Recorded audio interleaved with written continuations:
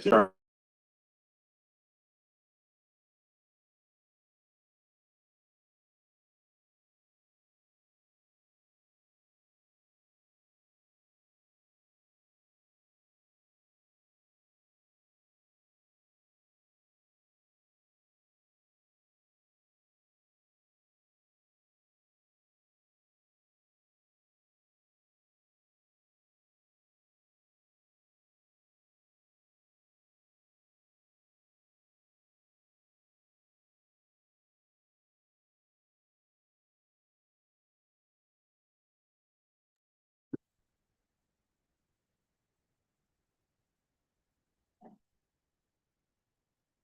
So I think we'll open this meeting, so because we have a lot on the agenda tonight and we'll try to get as quickly plus an executive session at the end. Good. So the first item, I'll call the meeting to order, 6:02 or whatever. And the first item on the agenda is public comments for items not on the agenda for discussion but not action.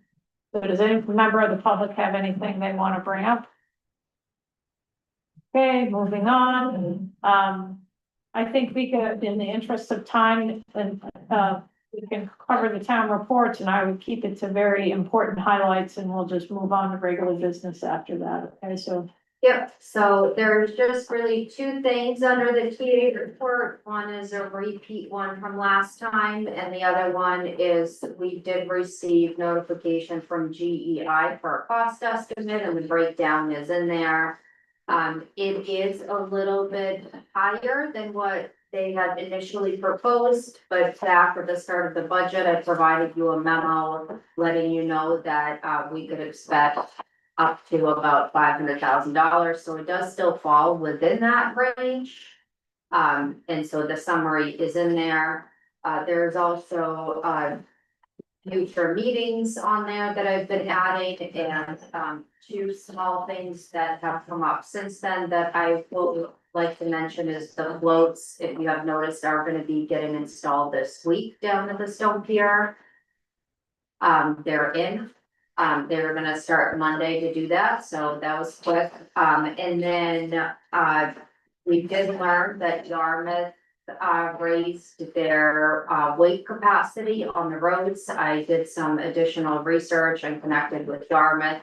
And I think probably effective Friday will lift the restriction to the road limits a little bit earlier than anticipated, because we had them up until towards the end of the month. So those are the only things that I have to mention. So any questions from the board on Vika's report? So Yarmouth is they didn't raise the limit, they just They lifted the restriction. stopped the restriction. Thank you. Yes, so their restriction was up until May 1st and they lifted it early, and then ours was up until about the 27th, and I usually try to keep in line with similar to what Yarmouth is doing, especially when the barging starts to allow trucks to come and go on both towns. Any questions from the public on the town administrator's report? Okay. So I think the next item on the regular agenda is 26, 28, and that's to hear a report from the town administrator and the fire department on the projected needs and plan for per diem EMS services for the summer of 2026. And the reason this is on the agenda is we hope to finalize and approve the budget tonight, and this has been one, I think, critical path item, and we haven't really, I just want to be sure we have what we need and financially and physically to cover the per diem EMS services for the summer. So I guess I'll leave it to open it up to Vika and Denise. You're here for the part on the fire department's behalf. So, I mean, do we want to hear from Denise first, or? Yeah, that's fine. I think what would be helpful is just kind of a brief summary where the budget is and what the plan has been for the EMS services, because the town has not received any kind of official formal notice, and so I think just making sure that we understand what we've heard is accurate Yeah. to what it's gonna be. And if you could step up just so that the public can, I mean, the people on Zoom can hear you. Can you hear me? Thanks, Denise. Sure, and if you stand like back here, they'll be able to see more than the belly button. Yes. Okay. Well, the EMTs met in March, end of March, and to discuss coverage. And we've come up with a schedule, and it looks like we have pretty much all of Friday day and all of Sunday days not covered for the summer. We don't have any coverage for that. So what the department would request, and I believe it should be covered in the wages section of the line item, I didn't bring my budget with me. Is some per diem coverage for Fridays and Sundays. We don't have, we received no response from anybody regarding housing. If we had anybody to come over and do it like 1 24-hour shift, if we didn't. We have no housing. So can you just back up for a minute? So I guess, what is the current staffing for, EMS? And I can assume that we have less people than we've had historically, is that? Yeah, we've had one retire, we had one, who stepped back, and we have one who's about to retire, so. So we're down 2 people, and how many people do we have remaining? About, I not. Six, seven, So, okay. 8, yeah, 8, we're out. And those are all, you're talking, so those folks are all on the island, but some people may work, so that, and they have different degrees of availability. Correct. Okay, Yeah, so yeah. they met as a group to kind of come up with a schedule and. Yes, well, Committed. we've always tried to meet Yeah. and make sure that, someone is on the island in order to provide coverage, and right now, I think I would, and it's just my opinion, that we're kind of critical in that we right now have 2 days that we don't have specific coverage. Now, when I'm on the island, all the EMTs pretty much feel this way. If you're on the island, you're on call, but it's a very stressful way to live all summer long.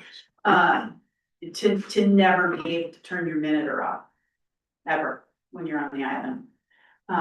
But we do have somebody that you can call on, that we know will be covering that schedule, so that you can go to town better. Right, so the goal is that one person's identified so that other people can feel like, okay, I can go get my groceries, but in the event that.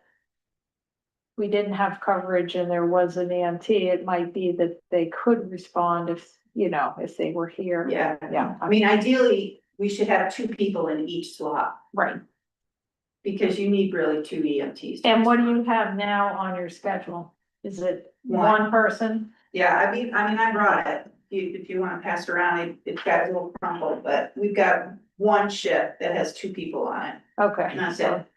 No, I think, that's fine. I just want to understand kind of the status, because it's not in my wheelhouse this. Yes, no, I understand. So given that, and given that you guys mapped out your schedule as a group and the days we have without coverage, and that includes the nights too, I'm assuming, We right? have 1 person on call every night, but Okay. again, it would be better to have 2. But it's. Okay, but we have Every nobody, minute or not. we have nobody for Friday and Sunday. Yes, All- our shifts go from 7 AM to 7 PM. Now, during the day, we're trying something new this year. And we're breaking that up into 2 6-hour shifts to see if that allows a little bit more flexibility. So there's really 3 shifts within a 24-hour period. But it's 7 to 7. When you say all Friday and all Sunday need coverage, are you talking all 24 hours of Friday and Sunday? Days. Just daytime? Yeah. All day. time. Yeah. And I guess originally the game plan was maybe to try to find some housing so somebody could come over for a 24-hour shift. From the EMS staffing standpoint, would that be preferable?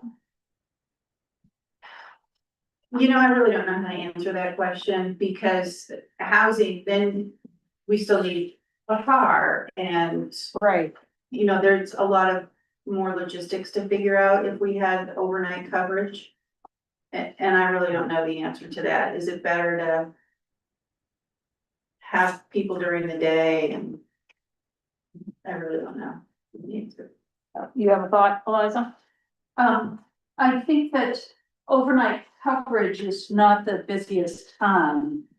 And I think that's when it is, it seems that we have some of the capacity to be Okay. able to respond to that. But Denise, when I was in that meeting, it was agreed that there was coverage for the day on both Saturday and Sunday. So at the end of that meeting, it was my understanding that Friday was the day identified. The notes, I was attending the meeting By Zoom. by phone. phone, because it was while I was out off the island. But we can work on, We don't have coverage. At the end of the meeting on the notes that I took Okay. and that I received that from the person that was in the meeting that also took Fridays and Sundays, we had no coverage. so bottom line though, given the people we have, we really have 2 days that we need daytime coverage. Yes, And it might shift around, but it's 2 days. yes. And if we were to get more staff, and there is interest on the island in people taking the courses, but of course that takes months. So Right. that's not gonna help us this time. And the limitation specifically is we can't use the ambulance without an EMT. Correct. Okay. They can't leave the station without an EMT on it.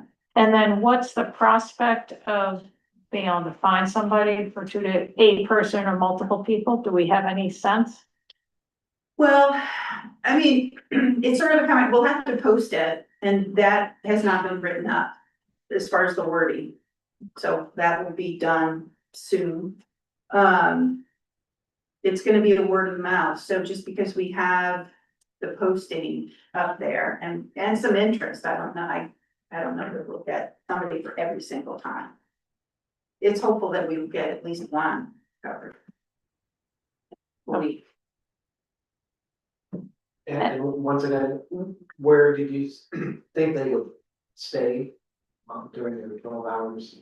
Well, they just have to stay at the station. At the Right. station? Yeah, we have had per diems come over before and they, you know, they do the truck checks and they'll do an ambulance, you know, they'll do some of the work that's involved with running the department, they'll clean, they'll, you know, but they'll also be, you know, so be very bored, Yeah. sitting there waiting. So, And, in terms of the hourly need, it's equals 24 hours. a week, yes. And did you have an hourly rate that you were, you know, that the department thinks this is gonna It's- take? Yeah, well, and this is I don't have the answer to. Let me give you a little background to that, whether we have to look for a paramedic or if we can look for an advanced EMT. There's 3 levels. There's the basic, the advanced and the medic. I don't know the answer to the question as to whether we have to get a paramedic, but a paramedic would be like $29, $30 an hour perhaps. And if we can get an advance, that would be more along the lines of 26, 27. Maybe. There's nothing requiring you to have anything more than EMT though, is there? I don't think so. I mean, if we could find a basic to come out, but there's such a shortage across the country and Maine is no different than that, you know. Right. There is a person that's interested that came out last year, who's a medic level. And he might be able to give us some at the beginning of the summer. Okay. And so that's 24 hours for the month. Do you have a length of June, time? July and August. So how many, 12 weeks or something? Yeah, I would figure 24 hours for 12 weeks. Okay. And Vika, based on your analysis, so in our budget, this actually shows up, it's under contractor services? No, it's up under part-time salaries. Yeah, Okay. under the lead. There is, since 2024, there's been on average $9,000 budgeted for per diems. And that is included in this year's budget as well. It's what, line item 1010. It's under wages. Yeah. Right? Yeah, because the per diems that come over, they would be paid like any other volunteer firefighter or EMT on the island. They would be signed up as a employee through the town. They would have to fill out all the appropriate documents and then they would get paid hourly upon submitting a timesheet. Like like Just like- anybody else on the department would.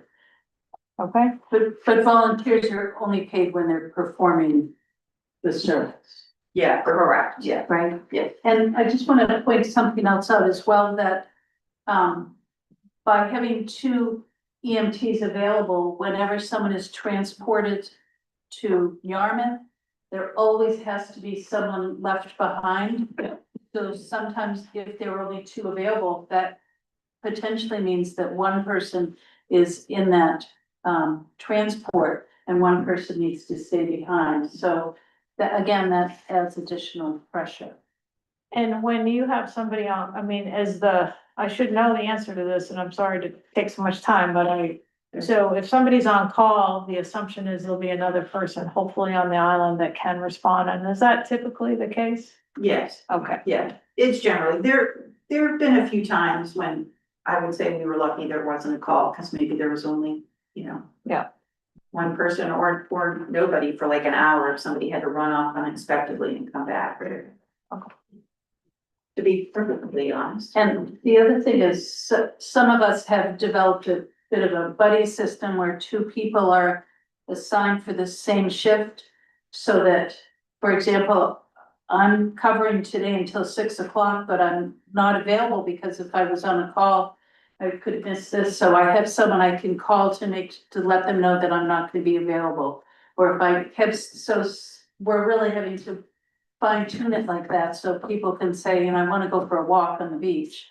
Can you cover for me, or I have an appointment, yeah, so. so it sounds like quite a stress on the volunteer EMTs that we have. So I think in an ideal world, we'd have full-time coverage, have an extra per diem person full-time even. Correct. That would be ideal. Yeah. Then I guess before we leave this conversation, where do we stand with the sheriff, the housing for the sheriff, and if we wanted to use that part-time for EMT, can we? With the discussion that took place with the sheriff, the last time I reached out to him, he still indicated that we will have coverage at a minimum of 50%. And the individual would be residing on the island as on Shebig. And they did have an advertisement out for coverage for Long Island, and if they got lucky and they had the coverage for Long Island, then we would have full time, but at that point, they still didn't, and so right now, the plan is to, which I haven't received a confirmation from the county, but I did hear from the person that has been out here as coverage, and the plan is that they are planning to arrive second week in May. According to kind of the Cumberland County contract, so the discussion that the Shebig would need to have is if if Cumberland County is going to expect the sheriff to split their time between Shebig and Long Island, then Shebig is paying, for the house, assuming that that's where they're gonna be staying. With the assumption that maybe would need to engage in something with Long Island to have some coverage for that or splitting costs in that, because we would be only utilizing that individual, that individual would only be available to Shebig at halftime. But residing here the entire time. But we would, what would we consider it? Right. The housing, I guess we've had this arrangement for a while, so it's kind of hard to perhaps change the game plan, but if the person, say, is only available to Shabig 50% of the time and something doesn't happen on Long Island, would we consider using that housing for, If something doesn't happen on Long Island, as in like sheriff coverage, then that individual would be available, then they would be residing here. And Shabig would have them part-time, Long Island would have them part-time. And that's where the original kind of understanding is, with the sheriff's department, is that we would engage in a conversation with Shabig and Lon and the sheriff's department to see how that could evenly be distributed cost-wise. Wait, so you're saying they would live on Shabik even though half the time they're have to be available to respond to Long Island?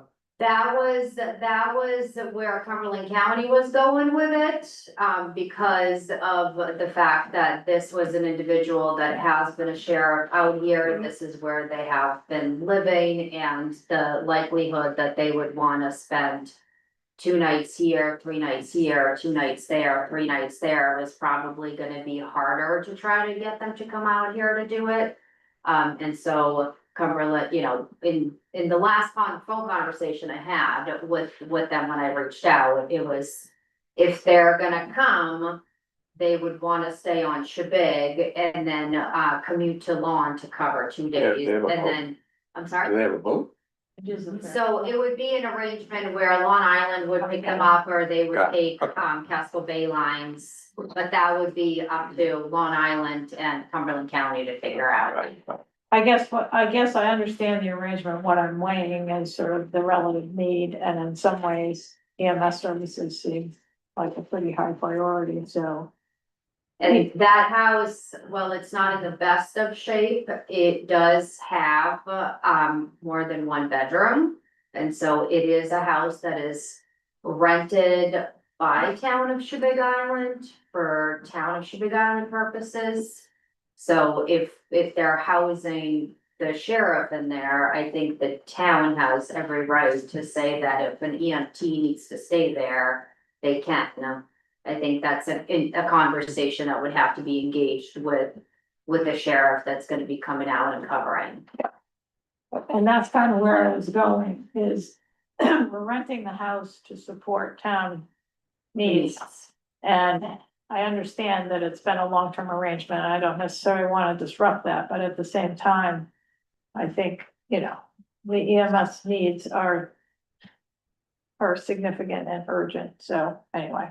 I think we can also continue to see if there's anything else available, but I mean, I think that's an option, and I guess I wouldn't want to put the community's emergency, services at risk, beyond what we have to, because I think we have some options here, and so that's maybe a future conversation. So I guess just to cover this in terms of the budget and why, I just wanted to get a better understanding of what the needs are, and I think what you're telling us is we need somebody 24 hours a day, 24 hours a week, probably Friday and Sunday, during the day, most likely, and but that doesn't really relieve the burden on the island too much. It's really just the absolute minimum that we need. Yes. Okay, yeah. Does anybody else on the board have any questions about the, and I guess to follow up, my understanding is from Beaker, we're covered in the budget with that amount right now. There is the coverage on the average of what the per diem was at $25 an hour. So if it fluctuates, then it might vary a little bit, but as long as the overall salary budget doesn't go over, which historically that line really hasn't, there isn't a major concern. So, thank you, and I'm just gonna point out that when you look at the number of available EMTs, people are covering 24 to 48 hours of volunteer time each week. That's the commitment looking at it, and that's without the coverage on Fridays and Sundays during the day. So just having people be aware of that. And I also want to say I just want to recognize Captain Hamilton here, who, in addition to being an active EMT, is, does the administrative support and answers a lot of questions, and it really contributes to making things work well. And I just wanted to say thank you in this format. Thanks. I would agree, and I think I have a much better understanding. I appreciate you coming to the meeting, because I really didn't feel like I understood exactly what the needs are, and I would say this is not gonna go away as a challenge, so, it's something we need to kind of start incorporating into our planning. And I will add one more thing, that there's such a shortage of programs for training EMTs in the state of Maine. It's a chronic issue, and Chief Monroe had participated in a state legislative request to look at islands and coastal communities. It's not getting any better. That right now it looks like we have one person training in Massachusetts. There's another course possibly happening in New Hampshire that's all virtual. But there is money in the budget. We do have islanders who are interested in taking it. It looks like there's enough money in this budget to cover that, the cost of those trainings. But that's a big investment, and people are doing their best to see what can be done to encourage. Well, and More there, people. there are some, I don't know where it stands right now, but there are some grant programs that help to support those costs, particularly the per diem costs, and have we explored those? Therefore, for the rural workforce housing, the rural workforce fire fund is for in-state training. Yeah, it doesn't cover the out-of-state training, and currently the in-state training is Right, not enough. basically non-existent. But isn't there also a grant program to cover the per diem costs? Oh, we If do we- submit, we We do, do? Okay. yeah. Yeah. That actually supports. Well, I don't know how long the department's done it. For the last 2 years that I've been involved, there's a grant that, it gets submitted that helps cover wages and Right, stipends, right. not stipends, excuse me, just the Wages. wages. Yeah, 2 Okay, years, the last 2 years, the fire department has received around $15,000. yeah. So that supports, that's a nice chunk to help. Yep. Support that. great. Thank you. All right, any questions before Denise sits down? Any questions from the public on the, Mark? You can sit down, or if you wanna, whatever you wanna do. Yeah. You may have to answer part of this question, and I won't get carried away. I realize that this is a volunteer department, and being a long-time volunteer myself, I also recognize that it takes a lot, but this is different. This is rescue coverage Right. down to as little as 6 people now. And for those 14 weeks during the summer, it pretty much takes their life over. And they have to figure out a system, and kudos to them for figuring out a system. Here's my question and my point. Is there some consideration for some per diem money to go to these 6 or 7 individuals presently to help them a little bit mentally with the fact that they're on call all the time during the busy season? That's my question. Yeah. Thank you. You have to answer. Sorry. We need a microphone. That's all right. It's been a discussion. The concerns of what it does to the department as far as volunteer versus now employee. It's just a very gray area. So it has been a discussion, and I don't think I would say it's an absolute non-starter, but there are other aspects of it. Yeah. That have been discussed in trying to figure out some of the pros and cons of doing that. Yeah, and I'll be quick. As you know, I'm in favor of keeping budgets manageable and down if possible. But this area is a good area to invest in. Well, I would agree with that, yeah. I know the same question has come up on Long Island. Yes. I don't know all the ins and outs as far as what the pros and cons would be and how that would change you know, our volunteer department into something of You know, perchance a little different and whether we're. I mean, just my opinion, speaking as myself, I feel like we're gonna have to go down that road to look at actual employees. Coverage 24/7 yeah. and how that's gonna look.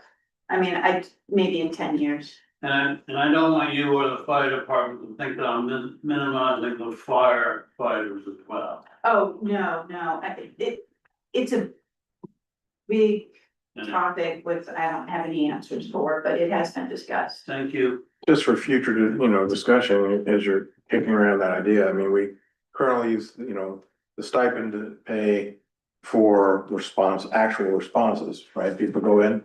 So, no, the wages and the part-time in the line 1010 is for when someone goes on a call.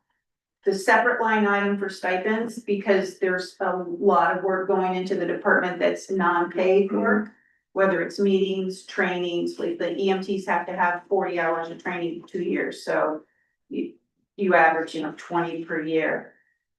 The stipend is a way to recognize those people that are putting in those hours that are not getting paid for that time. Yeah, I guess I understand that. So my question is, you said there's 9,000 this line item for part-time wages, which 9,000 will barely cover, Well, there's actually 20, or are we adding 9,000? No, there's always been an additional There's 9,000. like Oh, it's $50,000, around $50,000 is for part-time wages. Within that, what it includes is the volunteers who get paid the hourly time that they're on call, the per No, diem when costs. when they go on response. When they're going, yeah, when they go physically on a response, the per diem that we just talked about, and then within that, what is also included, which in my knowledge, only one of the EMTs has really ever utilized it, is any EMT that is on call on weekends. If they're on call for a 12-hour shift, it's $25, a 24-hour shift, it's $50. So we've had only one EMT that I am aware of submits on a bi-weekly basis a timesheet of when they are on call, so that's included within that as well. So I guess what I'm trying to say then, in the line item for part-time wages, the consideration would be coming up with a category of standby pay. For future budget purposes, For, the standby pay for those individuals who are on the calendar to be there, Yeah, right? Which would be at a reduced yeah, amount.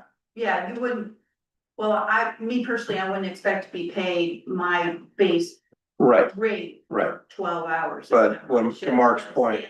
Yeah, that makes sense. So that's something, maybe we should consider for the future. Yeah, and CTC does that with their captains and deckhands, so keeping in mind that CTC does that 7 nights a week for coverage.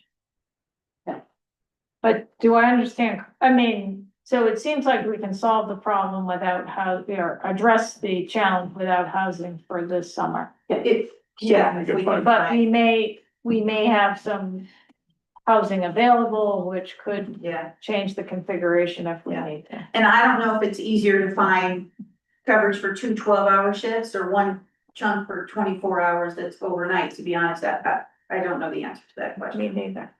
Okay. Thank you. Can I just ask one last question? Who is in charge of getting this? The fire and rescue department give you the job description. Does that get advertised anywhere other than the town website?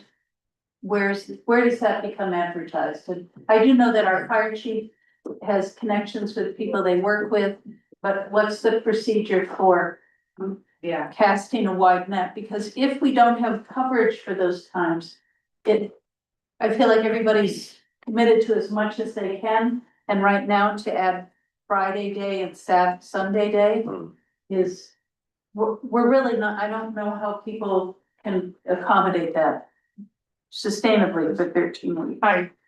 I agree, Okay, and is it typically people that are already employed pretty much full-time that will do the per diem to make extra money. And so they might only want to commit to several weeks, not like the summer. Correct. Yeah, a lot of it's word of mouth. I mean, we need to post it once we can figure out, now that we know the time and stuff, we can post it. That's a question I was just gonna give it to me guy. Like, now what do I do with this? So EMT advertisement is not something that I've ever advertised. It's not something the fire department has ever reached out for assistance for, but I would encourage when you have the job description, and I'm happy to help with getting one drafted, that there are areas like Maine Municipal and, there's a couple different websites that are, pretty relevant to municipal world, where we post, and I would be happy to do that to expand the search a little bit. And Jeff, did you have something you wanted to add? Yes, You could sit down. no, one of that was just for this advertising for the position. It should be from Old Orchard Beach up to Bath. Not just a good old boys network of who do you know, it has to be official, people brought in. Are they interviewed, are they not interviewed? Question to consider. Parking, who pays for that? Boat fees, who pays for that? Details to consider, whose budget items does it come out under? That's all I have to say, thank you. The boat and the parking, has always been covered by the town, and that's within the fire department budget. And of course, parking. If we have to pay for parking, it's quite a bit more now, but we have some designated spaces, so to speak, so hopefully the school is not here as much in the summer, so that. The town office, does have 2 parking spaces that as long as we let them know within 24 hours, so far it's been smooth. I have had a couple of, times where despite letting town volunteers and employees know to let us know in advance that they're not letting us know within, before 24 hours. And so, if it's an issue that comes up with CTC, it's not because of, CTC, it's because the town staff and volunteers not following through with the procedure that we've set in place to try to make the relationship smooth. Okay, so before I think we've covered this completely, and I think we have a hopeful solution, but it's not adequate, really, is what I sense. And so I also think in terms of, we have this housing arrangement for the summer, and I think we can consider how we use that, and, I think we'll just take it from there, and I think what would be helpful is to, as we go through the summer, to hear from the fire department about maybe on a monthly basis, how it's going. So that if it's not working, we will know sooner. We don't want to find out the hard way. So, if things aren't working, I would encourage you to contact Pika immediately, and then the board can, do what we need to do. So, and I know Long Island's in the exact same situation, probably worse actually, but I don't know what their plans are. Would you like me to ask the chief to provide that in his monthly update? Yeah. Okay, great. I think, I appreciate you coming, Denise, and explaining it to us. Okay, the next thing is, 2629, and this is to review and take action on the finance committee's recommendation for changes to the undesignated fund policy. So the towns had a copy of the changes are in the packet. And the towns had, you might remember that when we visited this last time, we thought we would need to make, we wanted to make some changes, so we wanted to bring it back. And this policy has existed since, I don't know when it was originally, but 2010. And the finance committee came forward with a recommendation that we basically limit our, use of the undesignated fund to, the capital accounts, and I think we also added debt reduction here. So basically not to use it to supplement the operating budget, which this is a policy a lot of towns have. When I reviewed the revisions that Vika made, or when I put some in, I can't remember, but at any rate, I noticed that previously this, if you look under number 2, undesignated fund balance, this policy originally referred to both the school and the municipal budgets. We really aren't in a position to tell the school what they should be doing as the select board. So we took that, so that's the major change, other than the addition of the criteria for the undesignated fund. That's the major change we made.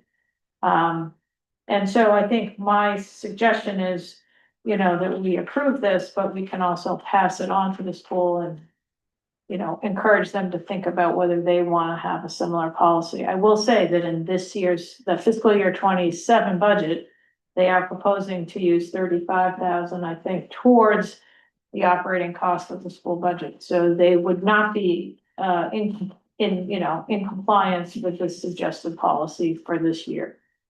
So I just wanted to point that out to the select board. So we're not just adding sort of, or limiting the application of the undesignated fund, but we are also striking the school from this policy. And personally, as a select board, I think that's appropriate. So does the board have any questions about that or comments? I just want to say, having this policy changed seems directly related to the work of the finance committee. And in the process of our town adulting and being ready for the many challenges that we have ahead of us for developing infrastructure, I'm really pleased that this change is being made, recognizing that it will have an impact on taxes. And, but making sure that we are planning better for the future, because now we have the ability to in a different way than was possible in the past. So thank you. So John, did you, as finance committee chair, did you want to add anything to that? No. No, I think it's been discussed. Yeah. Multiple times, so. And Mark, having probably been on the board, maybe when the original policy was adopted, do you have any hang up with taking the school out of this policy? No, obviously you would, in any recommendations back to the voters, you would maintain your 16 to 25% balance in that undesignated fund balance. Yep, that's still in. Thank you. Okay, all right, so can I have a motion to approve this policy from someone, if people are comfortable with it? Up, David? I'll move to adopt the revised policy as presented by the in this whatever it's called. In the Undesignated fund, there it is, undesignated fund balance policy. second, I'd love to second. okay, Eliza Jane, all in Discussion favor? first. Well, any discussion? I don't think so, all in favor? Okay, done with that. All right, next is 2630 to hear a recommendation from Public Works that the town enters into a contract with Dirt Direct for brush mulching and shipping services. So Jeff, did you want to add anything or say anything about this in particular? You had some information, or maybe you put it together in the packet. So, There is a brief memo in the package, just kind of summarizing it. It is, which Carol did ask me to change the language from contract, and I apologize, I forgot before we finalized it. It's a quote that we received. Jeff put some work into engaging over the last probably 6 to 12 months, looking 6 months, maybe a couple months more, looking at different companies that we could utilize to come to the island and trying to creatively think of other ways that we can get rid of the brush. Ultimately landing on the company that there is a quote and a memo in your packet. This is also the same company. If you recall last year, we did a very brief experiment where we had Lionel barge off a few barges, just to see what the cost and the process of that would be like. It wasn't very cost effective in the long run, but this is where they deliver the brush and then it gets mulched there. And so rather than us going through Lionel plant, we can work through Jeff's research directly with the company, and they would come out in this current fiscal year, and brush up what they're able to. And then if that works out, we would work kind of on an annual basis, on a per quote basis to try to see what we could do and move forward from there until there is a better plan in place for how we can resolve the brush dump issue. So are you saying that Dirt Direct is providing the transportation off outside of this quote? So would the town would be responsible for the barging costs for them to get here and get off, but once they leave, then that's But it's their, nothing, the brush wouldn't be removed off this island for within this quote. That this would do what the previous company we had do, where they would mulch the material and leave it on island. okay, When we get it, do we wanna get it off the island? So currently. What was that question? do we wanna get it off the island? Ideally, yes. Right now, we really don't have a good plan in place for how to do that, and it would require significantly more in the budget than what currently is, and significantly more in the budget than I think what is being proposed in next year's budget. I think,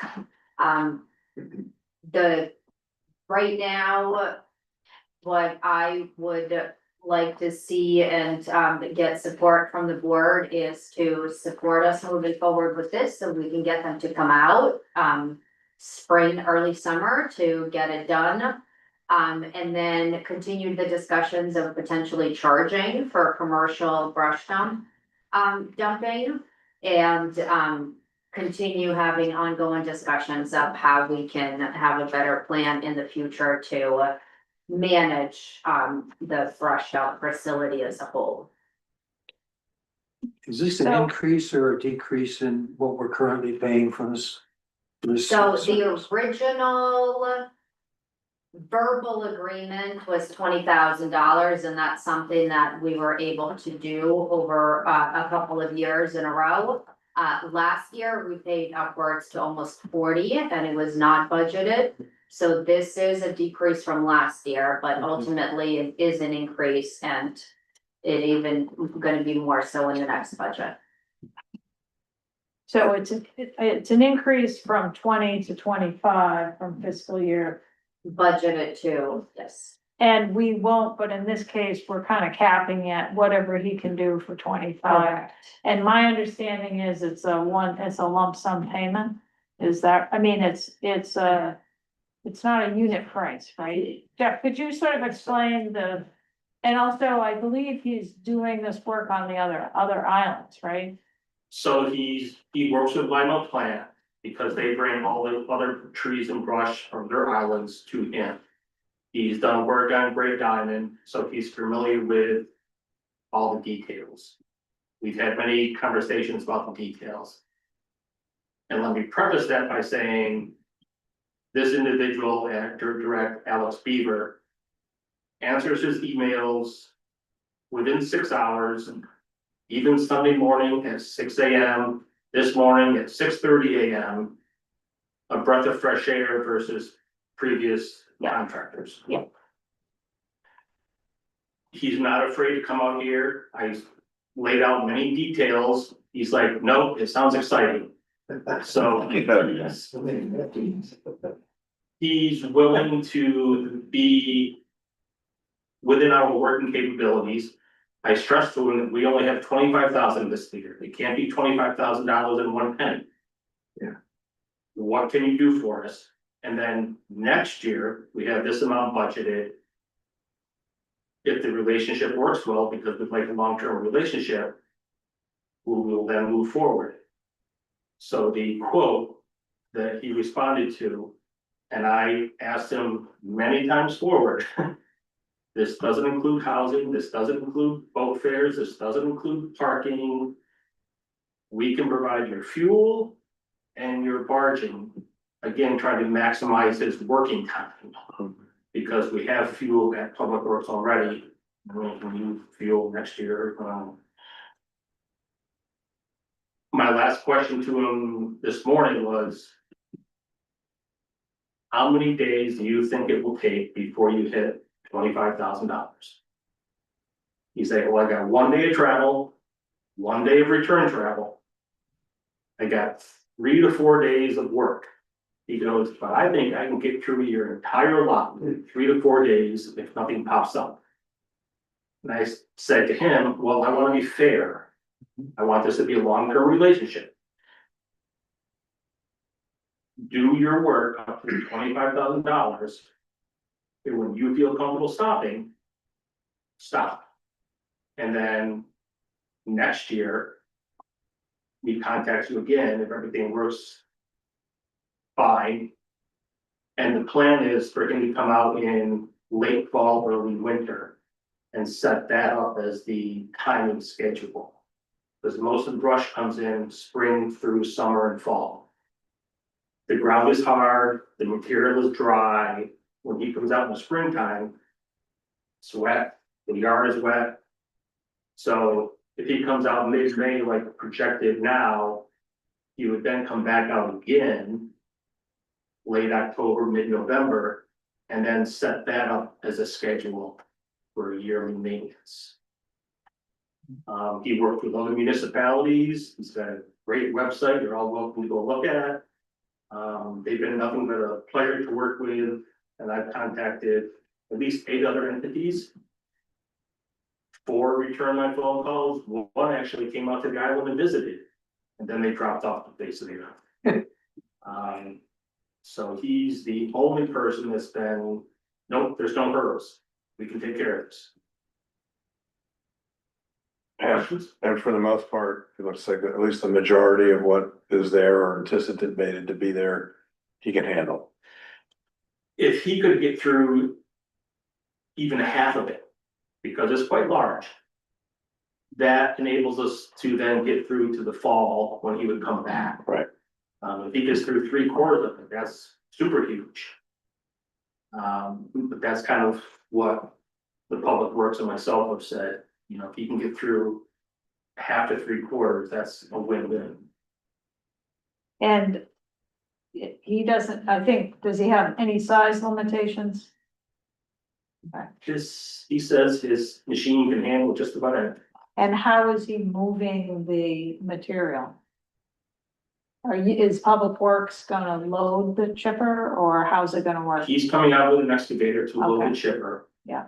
Whether we have a working backhoe yet or not is contingent that he will bring out a backhoe or not as well. Okay. And so if he does have to bring out a backhoe, how does that change the, It doesn't include barging costs, it will only increase the fuel cost a little bit. The okay, biggest fuel cost is his beast.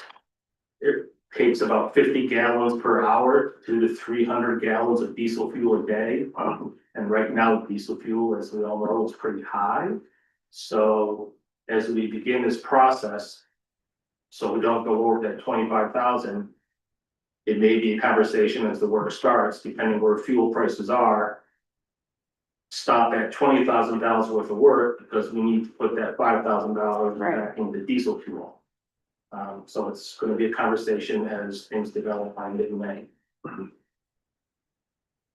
Is there a way for Public Works to provide assistance to have it be more efficient? Am I getting in a gray area here? I feel that I have a crew that can do it, just throw it at us. He said that. Yeah. Okay. In the past, Public Works dedicated a full week. We had 2 full-time Right. people. And they spent a full week helping the old contractor. So that cost of $20,000 that we used to pay did not include the cost of 2 full-time Public Works employees to that, so. And then the issue we had last time where there was, you know, the equipment was damaged, how is he, you know, how is he gonna handle that if something happens? I think he answered that in one of Vika's questions. I saw that, but we have no contract, True. so, and he's adverse to having an actual contract? I don't know if he's adverse to having an actual contract. It's just not how we typically It's operate. just maybe not how we got. So he's worked for other municipalities, I mean, has he worked for any of has he worked for islands other than Great Diamond? I guess I thought he had also worked for all the islands, or is He that? takes the material from all the islands. I don't know if he's worked with anybody else other than specifically Great Island. And when you say it takes material, he's basically not taking, he's taking it off island and shipping it wherever he is. Lionel Plant Yeah. delivers it to him. In its full form, is Correct. it? You know, crazy. Yeah, He takes it to, he sells it as mulch or he takes it to pulp processing centers. It's not cost effective for us to send money for the barges off island because it's. $1,000, $1,500. right, okay. And then you mentioned in the memo, or somebody did, that he has insurance coverage. So I would hope that we would ask for evidence of that before we, you know, as part of- One of the, processes that we have set up in the office is anytime we engage with a contractor such as this, and they're gonna exceed the $500, they're gonna have to get the, you know, we have to send out for taxes and that. We require, insurance documentation to show that they're, you know, they have liability insurance and their own coverage. Because with a contractor like that, they're not covered under the town insurance, and so that's how we ensure to make sure that the work being performed is covered under theirs in case if something were to happen to them. Yep, And I would also say the Climate Action Committee is still working with possibility of an air burner. So. There's still. This isn't a long-term solution, there's still other things on the outset. The DEP and EPA don't have any rules specifically yet for air burners in the state of Maine. Us and the town of Gray are the only two that are kind of researching it. So they still have a lot of unanswered questions from the EPA side as to using air burners if that ever happens from the Climate Action Committee side. yeah, the Maine Forest Service told us that they used one out on Islesboro recently. And they went out to kind of see it, but it had already been taken off. But, you know, I think that went sort of under the cover of darkness. No one asked, so they just used it and it's gone. And so I think Maine Forest Service is interested in sort of exploring that issue, but I think the, you know, a curtain burner is it's a ways away, probably, so.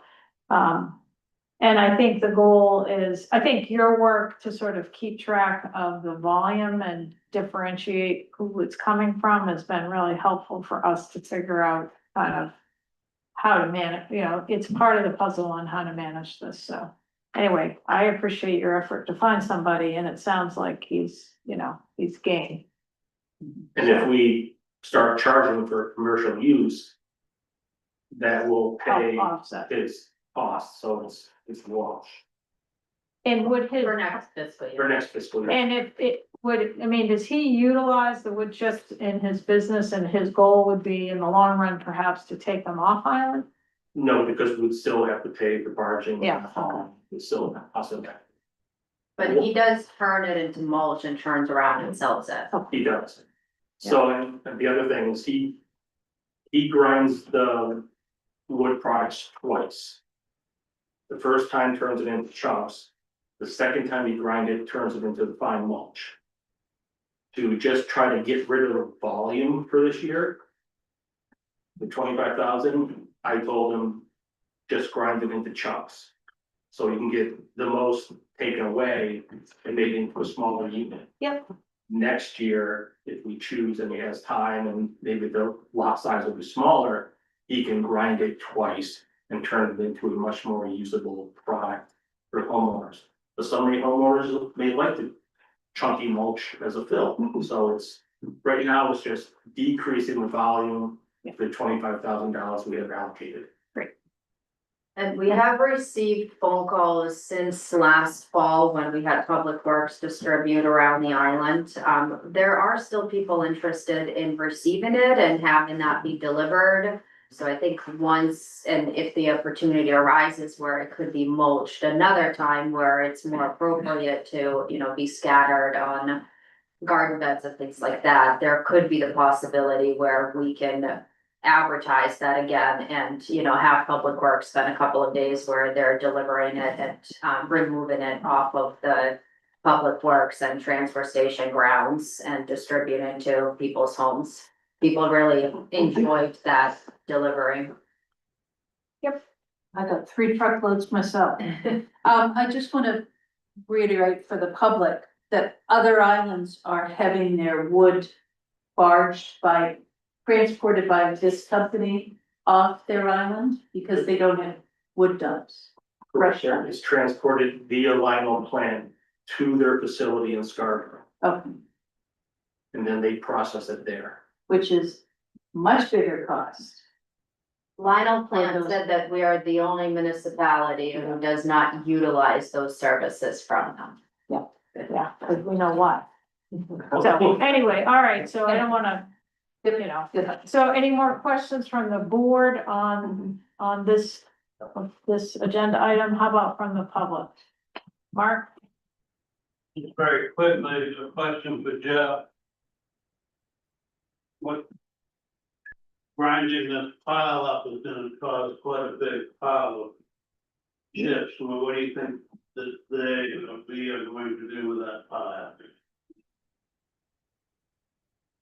So it will, since it will be a different size chunk, we will just start from the furthest side and work our way back, trying to keep it separate from the other mulch, but keeping the driving lane open and the discharge lane open for fresh trees and brush coming in.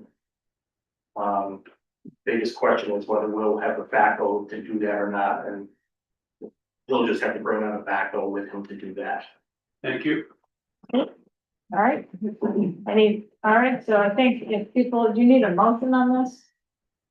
So this was done kind of by word of mouth previously, and because it's a quote and it's a budgeted item, there isn't really a need for a motion to be on the table for it. I just wanted to bring it to your attention as an agenda item for discussion, because we are engaging in utilizing services of somebody who has not been doing it in previous years, so it was more of just kind of keeping you informed and making sure that we are in support of it.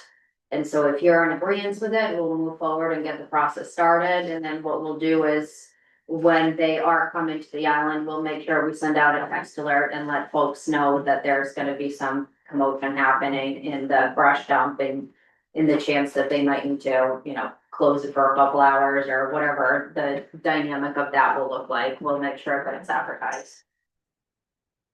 I would just like to say, for safety reasons and liability reasons, it should probably be closed the entire time that they are working there. Yeah. You don't want people driving in and driving out, so it should be posted that they'll be here from this date to this date. All right, so we can move on to good time and depth, so we're now on 2631. Discussion to review the town's video surveillance practices and potential establishment of a town video surveillance policy. So I think I'll ask either Vika or Eric to sort of start with kind of where we're at right now, and then Jeff, you probably have, we have received a couple of comments from Jeff previously, and that's one of the reasons we've put this on the agenda for discussion, so I don't know. Yeah, I'm Yeah, gonna just sort of synopsize where we're at. So I look back, so it was December 17th, we were having a conversation about property damage around the island, signs being stolen, et cetera.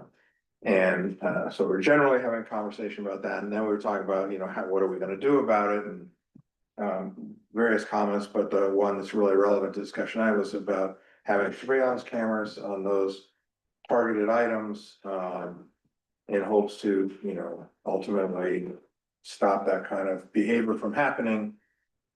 Subsequent to that meeting, I think Jeff, and I think we received some other public feedback as well about some concerns they had with the idea of surveillance cameras.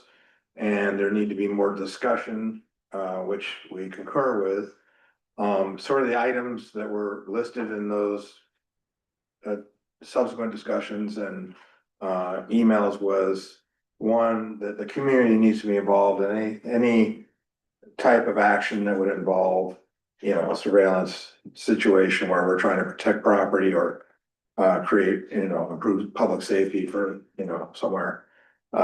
There would have to be a review of applicable laws to ensure we'd be in compliance, whatever ultimately our policy was, to look at what best practices would be. And I know we talked about signage, like making sure that in cases, I mean, the law basically is clear. It has to be it can only be in places that it's not expected to have, privacy, like bathrooms and showers and changing rooms, those sort of things. So anyway, signage is a standard practice that basically give people a heads up that the area is under camera surveillance. There's technology solutions we'd have to talk about. And the most important part is developing a rational policy. Having to do with, making sure we're trying to achieve security, public safety, security of town property. But there's a lot of things like, who gets the access to videos, how are they stored, what's the retention policy? So all those things is quite, again, the December conversation and subsequent emails was really just a first foray into the topic. And at the start of the year, because we were going into the budget cycle, basically we as a board agreed that we were going to defer discussion to a later date because there's quite a bit of work that would need to happen before you could even get to a policy development. And, I think it was Liza Jane said, the really important part is the community involvement. And, maybe a community campaign to see if there's other solutions that may, be less draconian to, achieve the same results. So, and the only other point that we should make is that currently there is no policy nor any effort to surveil town property for the purposes of reducing, theft and damage. And there won't be any until such time as the above items that we just discussed happen. So I think it's a conversation that's open and worth having. And, but because we've been in the budget cycle, we've deferred that till now, but appreciate it, being brought up that we should at least touch bases on this topic and open up the public. Yeah, so I think first, does anybody on the board have anything they want to add to kind of the summary that Eric just provided? And I would say the catalyst for this is the vandalism issues that we've experienced periodically. So, anybody, Eliza? I am strongly in favor of better community development, community engagement, having a plan where we engage with people. And I think that, I think there are many steps that need to be looked at before even considering video surveillance. And I would hope that in our community, we would be able to have that be effective. We need signs. We need to have signage for safety, and it needs to be able to stay put and have that be respected. And I will tell you, there was at the junction of two roads near my house where there's a yield sign. It was missing for a period of time, and many times I found myself in close contact with other cars in the summer with people that aren't familiar with the roads, and the fact that this road merges with John Small onto South Road. Also, as a member of Fire and Rescue, understanding the importance of that, it's easy to overlook the value of these signs when we live here all the time, but it's the summer traffic that really we need those signs for. I guess I think that doing more community engagement should be more effective, and coming up with a plan for how we can do that. I just want to say that I have great faith in that. In terms of community engagement and coming up with a plan, what's your vision of how to accomplish that? You know what? I think each of us could talk with everybody we know about the value of it. And if people are taking signs, I think it's a sign of many times of boredom, of frustration with things. I know that there's a history of people taking signs, and sometimes it feels like a rite of passage. But I also look to, and I never want to say who we think it is or what age group or whatever. I think that making sure that we're always staying away from that. But I think putting things in the media would be one way that's effective. Also, all of us having conversations isn't, I think, one of the most effective ways as well. I don't know if we would want to have a community meeting around it, but I think if we have a community meeting around the issue of cameras, that seems, that could be divisive. But I don't know who's gonna show up if we say we're having a community meeting around signs, because I don't know that we talk to everybody's list. So, I just think the scope of the problem is important for us to understand the scope of the problem and for the community to understand the scope of the problem. So it's, for me, that's the first educational piece that it's gotta go. We have a real problem, and in some cases result in public safety. The other thing I think we have to be aware of is the community engagement, you know, of course, with the people that live here year round. But we do have a lot of people come in the summer. They're not from here, maybe not even gonna be here, not even here regularly over the course of summer. We need to be thoughtful about, you know, how we reach out to those individuals. And again, hopefully we can, through education and awareness, prevent a lot of these kinds of things from happening. But I don't think that we necessarily out of hand have to say there aren't further steps. Should that not work, but we shouldn't be at least, you know, preemptive in our thought process, maybe not formalizing anything until, you know, we get that point, or we need to get to that. Richard? As a possible solution, perhaps we could put a sign on every sign that says, please, yeah, don't take me, I cost $500. It affects everybody's taxes or something, but just a notice, because people don't even know how much these signs cost, or they don't think about it. If you had a sign on it, it might. And I guess maybe Vika can, since we had this conversation in December, can you give us a report on where things are at in terms of vandalism on the island? So when I brought this to your attention, it was because there was a lot of vandalism that was taking place.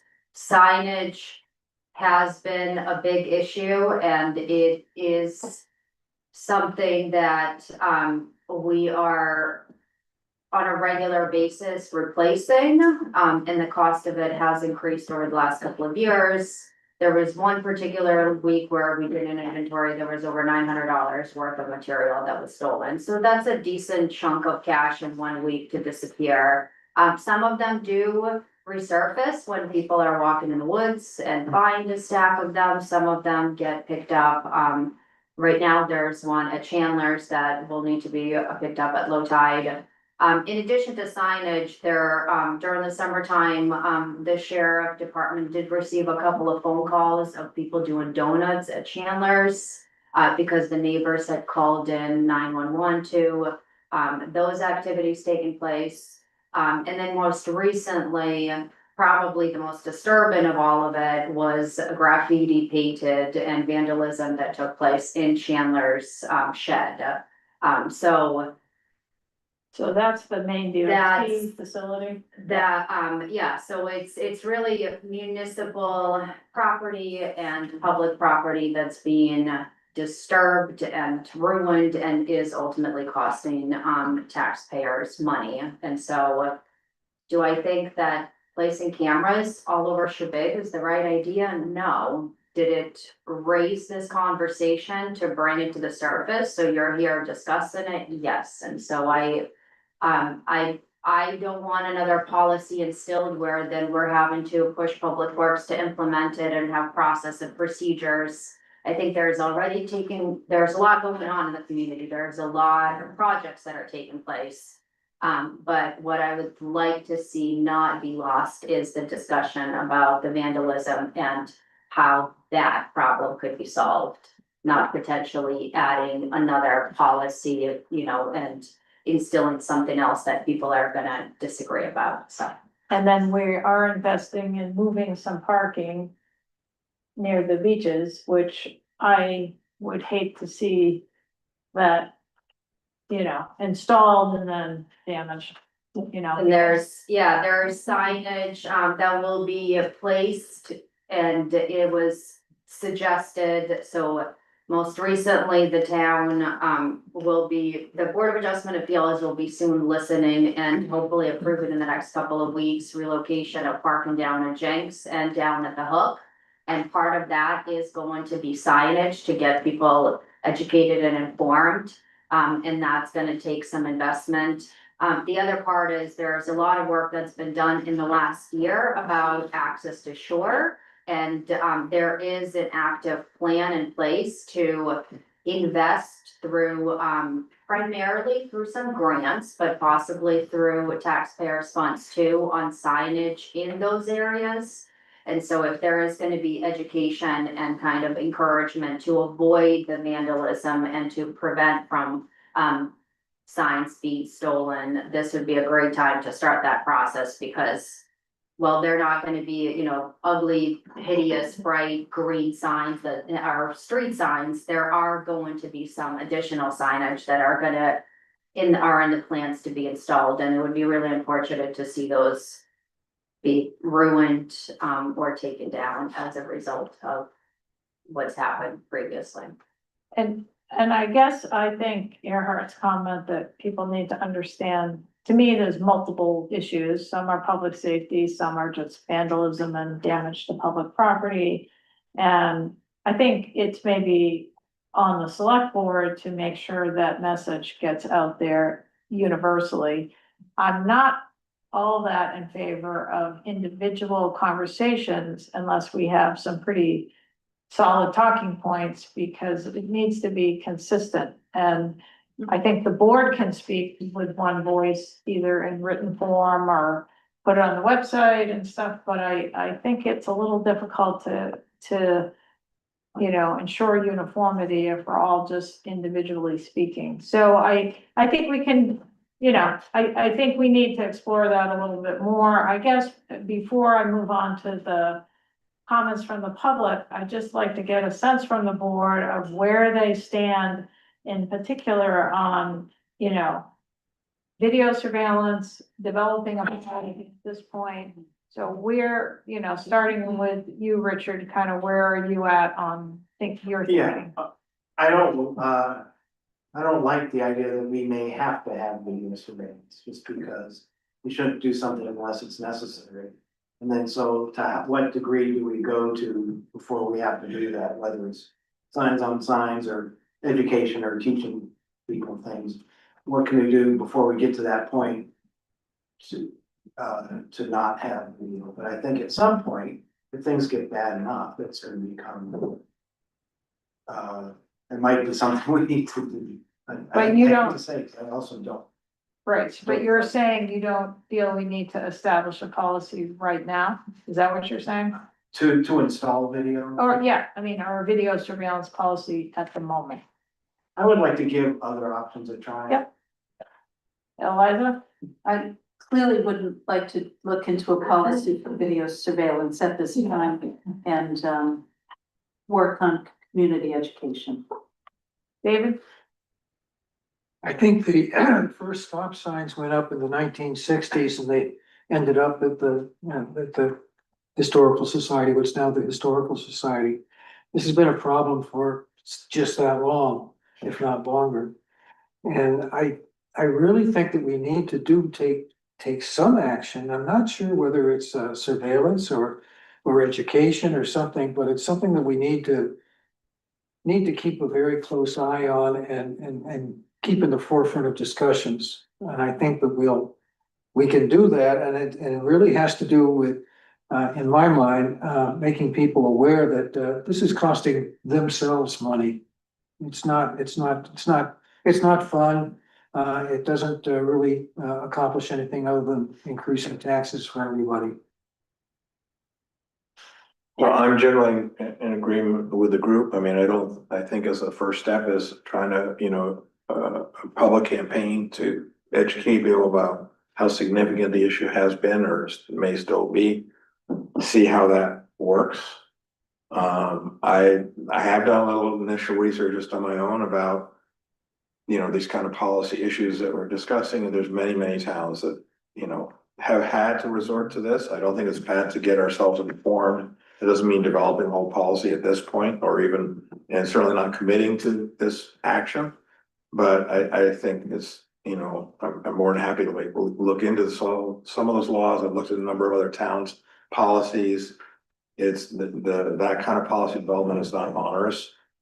If we ever did have to go there because a public campaign is not working, I think it would be really important to get the whole community involved and maybe just use the fact that we're having that discussion because we've reached that point is enough leverage to preclude having to actually go through with the policy. So I think being informed on ourselves, ourselves to be informed about kind of what's going on out there in other towns is useful, but I agree with the rest of the board. I would like to start with, can we all just do the right thing and have a public campaign to kind of address and raise the issue. Okay. Now, I guess I'll open it up to comments from the public. Anybody have anything they want to say in addition? Jeff?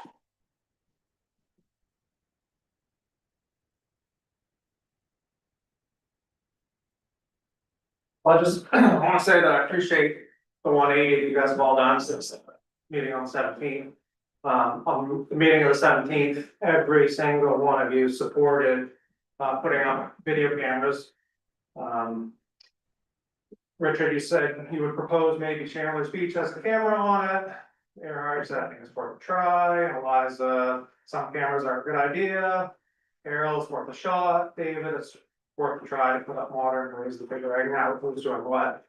So this 180 is, a sign that you've listened to the concerns, which is great. Also, I appreciate that you've said policy no less than a dozen times at this meeting tonight, which is a dozen times more than you said it on the meeting on the 17th. The fact is, you guys, not all of you, some of you here, vilified a group of kids out here and wrongly accused and wrongly implied to this community that they were the ones that were doing certain things. And not only that, you framed the vandalism as partying on Chandler's Beach. That was part of the conversation. Yeah, I mean, look, maybe the kids should pick up their mess a little better on Chandler's Beach, but there's no reason to have cameras on Chandler's Beach. Right? But that's exactly what the town administrator did last summer, was put up cameras on Chandler's Beach. Without a policy, without public discussion, and it wasn't right. It was not right to put up cameras to watch our kids on the beach in the summer. And it wasn't right to accuse them, wrongfully imply to the community that a certain amount of kids were doing some of the damage. And it was, A, it was factually incorrect, but B, it was just, those kids weren't involved in it. So I think that, you guys, you spent 22 minutes on the meeting of the 17th vilifying a subset of kids. And nobody even batted an eye when Mika said she put up a camera on the beach to watch a bunch of teenagers. And like, what was that anyway? Was that just a camera that, you had laying around? Was that somebody's personal camera? You have an SD card right now that you can watch our kids on? Like, I mean, that there was no policy discussion, no public input on that. It was wrong to do. And what I'm asking for the select board to do is to make it very clear that that's not to happen again. I haven't heard you guys unequivocally say that cameras are not to be placed on this island. Especially on the beach to watch a bunch of teenagers. So that's what I'm hoping for. And, look, I think that it's easy enough to get a warrant article on the town meeting.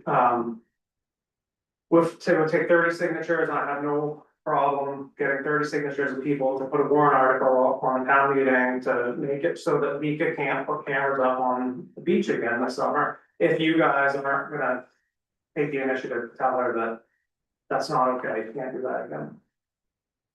That's what I'm looking for from this meeting.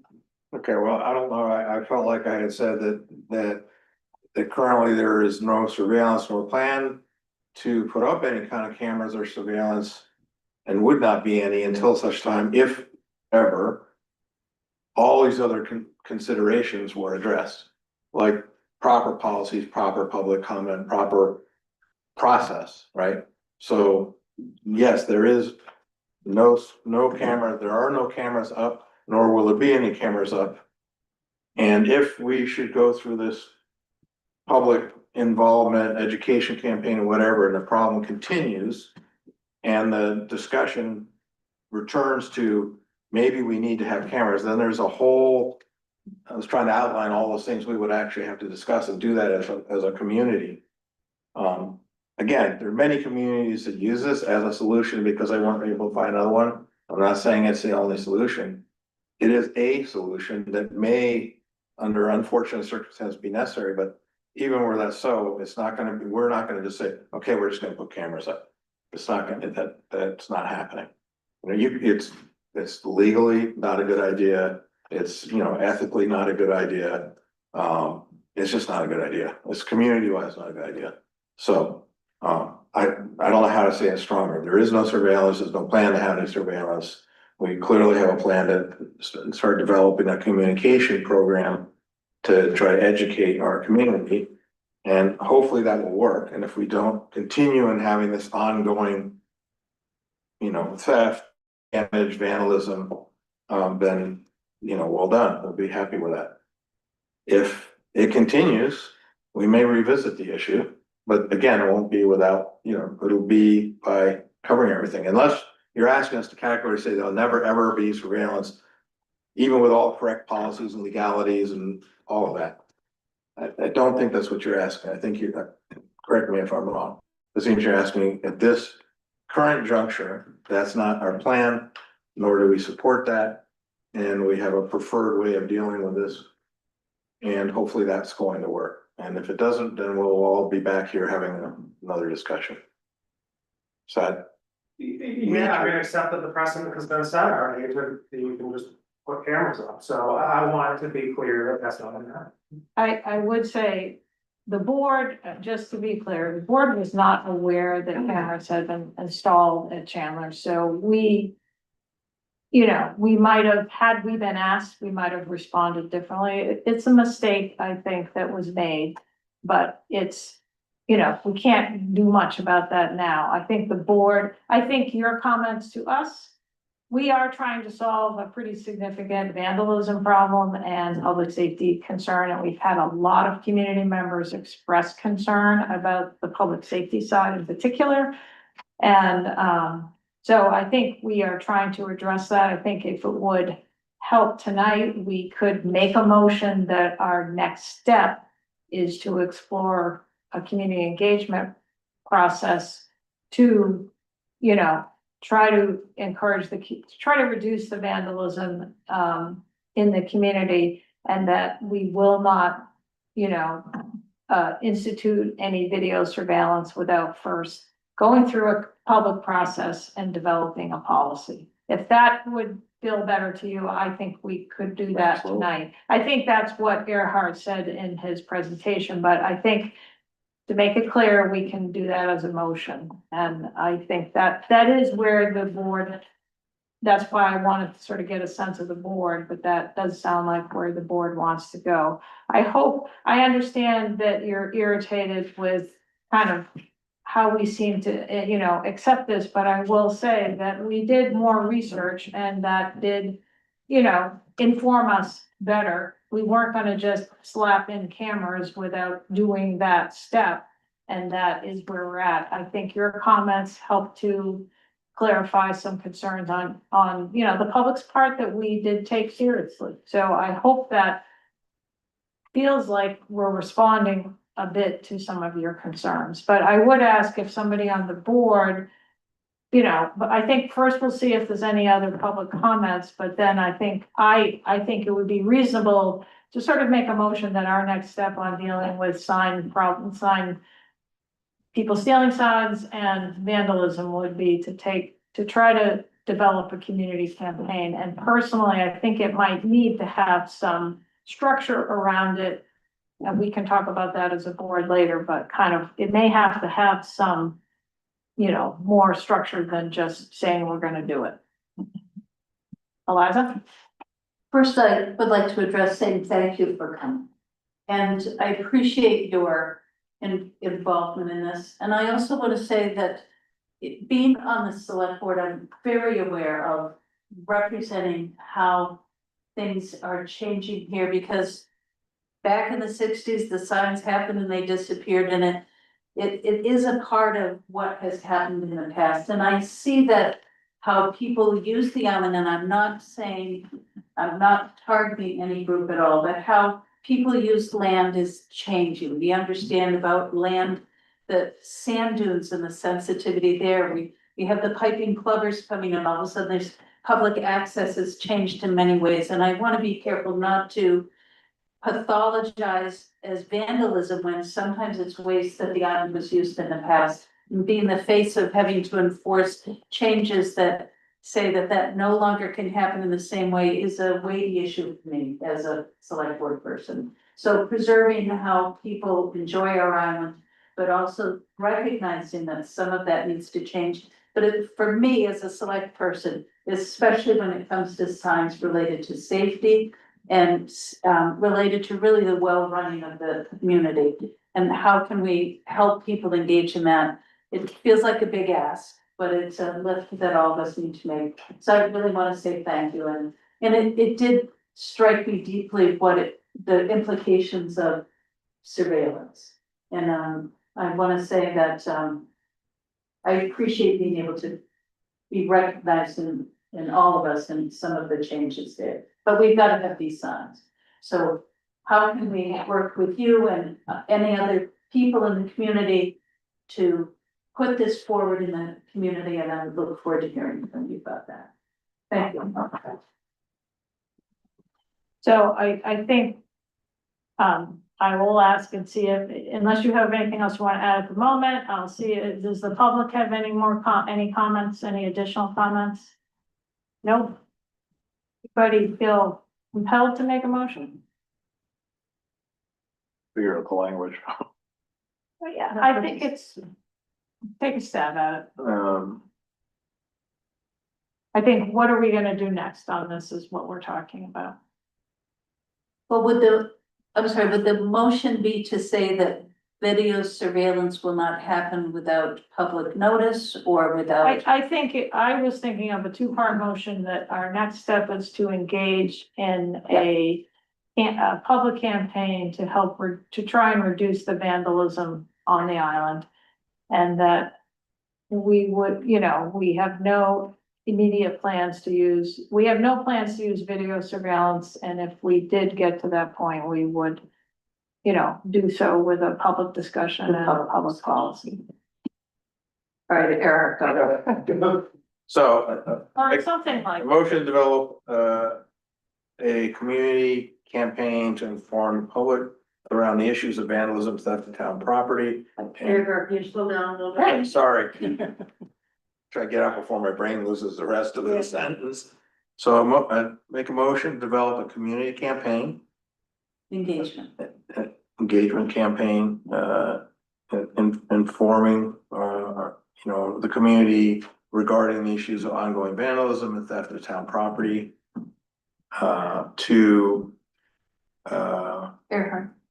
I'm sorry, but You wanna, instead of having it be using words like vandalism and theft of town property, I think I'm not articulate enough to say it in this first try, but being able to say to, can I just, a point of order, really, let Earhart come Okay. up with his motion, if Okay. you wanna try to amend it. I'm open to whatever, however. Well, it's just fine discussion. Thank you, I'm Creating sorry. a motion, sorry. Okay, And I think put it into your own words, don't worry too much, and we can change. we can change it, right? Or modify. Okay, so, Anyway, so where are we at at this point? I think the goal I was thinking of is clarifying what our next steps are and that we have no plans to install video surveillance. And if we did get to that point, we would have a public discussion of policy. So motion to develop a community campaign,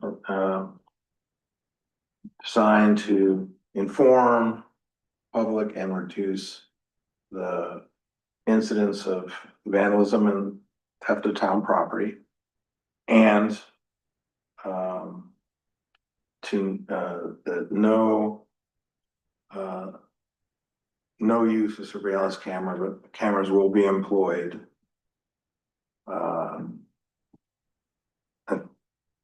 Until Until- maybe just further notice. Yeah, until further notice, that's probably. Yeah. It's probably. Mm. Sure can be fixed. I like the motion more or less. I guess what I'd rather. Well, actually, I think the next step is for us to second the motion and then we can have discussion. So really, we need to discuss it. We need someone to second it. Well, let me second it, but let me say that. Okay, so David seconded. Let me just say that I think we could be a little bit stronger about the use of cameras. If we have a problem with stop signs being torn down, we'll certainly have a problem with cameras being torn down. And I would just say that I like the part about public involvement and let's try to solve this and let's try to get some motion going to have the public understand that this is hurting themselves. But I wouldn't go so far as to suggest that cameras are an option at this point.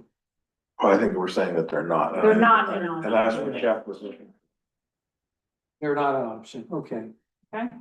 Then All right. that's fine. Any other comments on or discussion on the motion on the floor? From the board? Can we Richard? hear what the official motion is? Yeah, can we get it? Well, here, for what I've got right now, I have to listen to the tape to get the whole thing, but it's basically to inform the public and reduce the incidence of vandalism on town property. No use of surveillance cameras will be employed until further notice. Yeah, I'm not sure that's, Yeah, they see until further Yeah, I was notice. gonna say. well, I think further notice sounds like we're gonna do it. That's right. Right. That's what I'm So- objecting to. Can I make a suggestion? If Yeah. you're trying to, I mean, what I'm understanding is the. Where you're trying to land is to. Ensure Jeff that. I'm not gonna go out and install cameras without a process. And a due diligence of a process set in place. And that this motion is to cover the engagement of community involvement and education around the vandalism, but to ensure that no surveillance is installed. And instead of maybe saying until further notice, amended that, no surveillance be installed unless proper process is implemented through, something or so then that way it's clearly stated that there needs to be a proper process and a proper policy set in place if that is the direction you go in. Because if that is in fact a future direction, that's a process that will have to come in front of you, a policy you'll have to discuss and implement and vote on and have discussions. But I think further notice is very. Yeah, that's not the open. right, I that's not That, the I right don't know, Yeah, yeah. My mistake. Proper process, yeah. and maybe Jeff has a suggestion for language, I mean. Well, I was gonna open it up to the public in a minute here, so.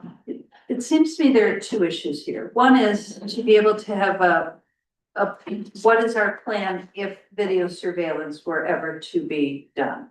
And that includes public notice, the discussion here.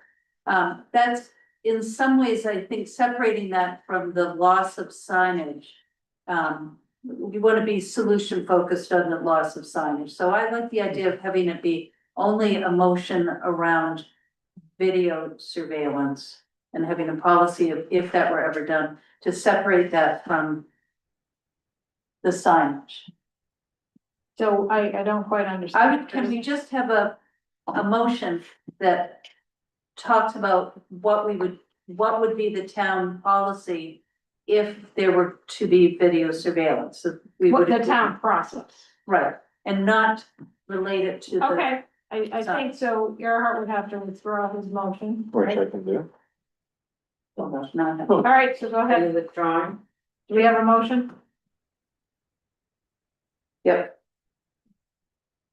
Prior to any video, installation of video surveillance, there would be a public process that would involve the public at the select board level for, would we be then developing a policy? Among other things. Yeah, to develop a policy. I didn't get that. Well, I think Do it we, again. I really want to address Jeff's issue, and so, I mean, clearly we want to engage the community in informational campaign Right. around the issues of vandalism and theft of town property in hopes to reduce the incidence of both. That could be one motion, Right there. right? So we're good Right. with that, right? Let's do that as a single motion. Okay, we do the Let's same. keep that. So I think the motion is the select board, is going to engage in a community, or going to undertake a community engagement campaign to address vandalism and theft of town property. End of motion. Right, that is it. That sound right? That sounds good. So that's That's Earhart's motion, Eliza seconded, all in Actually, favor. I did, but that's okay. I mean, sorry, discussion. Any discussion on the board? No. Any discussion in the public about that motion? Sorry, it's getting late for me. So it's pretty simple. Okay. All in favor? Great. Second motion, if we want a second motion, which, it may be before we go there, Jeff, is there something specific you'd like to hear in that second motion? Yeah, what I would have done if I had gone around and looked for a petition for a warrant article, I said, would have been to see if the town would prohibit the use of video surveillance on public property with a limited exception for cameras installed on town buildings. So if you had a motion that encompasses that, there's no. But does that preclude us from, if we can't fix this problem in places like where there's signage, for example, right? An intersection where stolen is a sign. And no matter all the efforts we make with the public campaign, information campaign, personal conversations, it continues to keep happening, which is actually a crime. Are we precluding by making a motion like that we can't in the future revisit the issue of video surveillance, which again is not an uncommon practice on public property throughout the state in many towns, in many places. I don't think we should be our first option, certainly not, and I don't think I think you've heard from all of us, none of us want to commit to doing that now. But I also want to tie the town's hands by saying we're never, ever going to do that. Should, in the instance where, you know, these problems continue or get worse. Yeah, I mean, another motion would change it, right?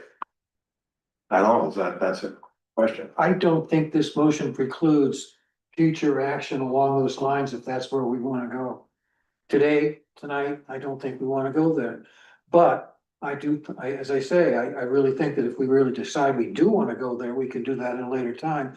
I don't think our hands are gonna be bound to the point where we wouldn't be able to discuss it. Well, How about we just say, as that we propose that, it is the, you know, the motion to, prohibit the use of any surveillance cameras on town property.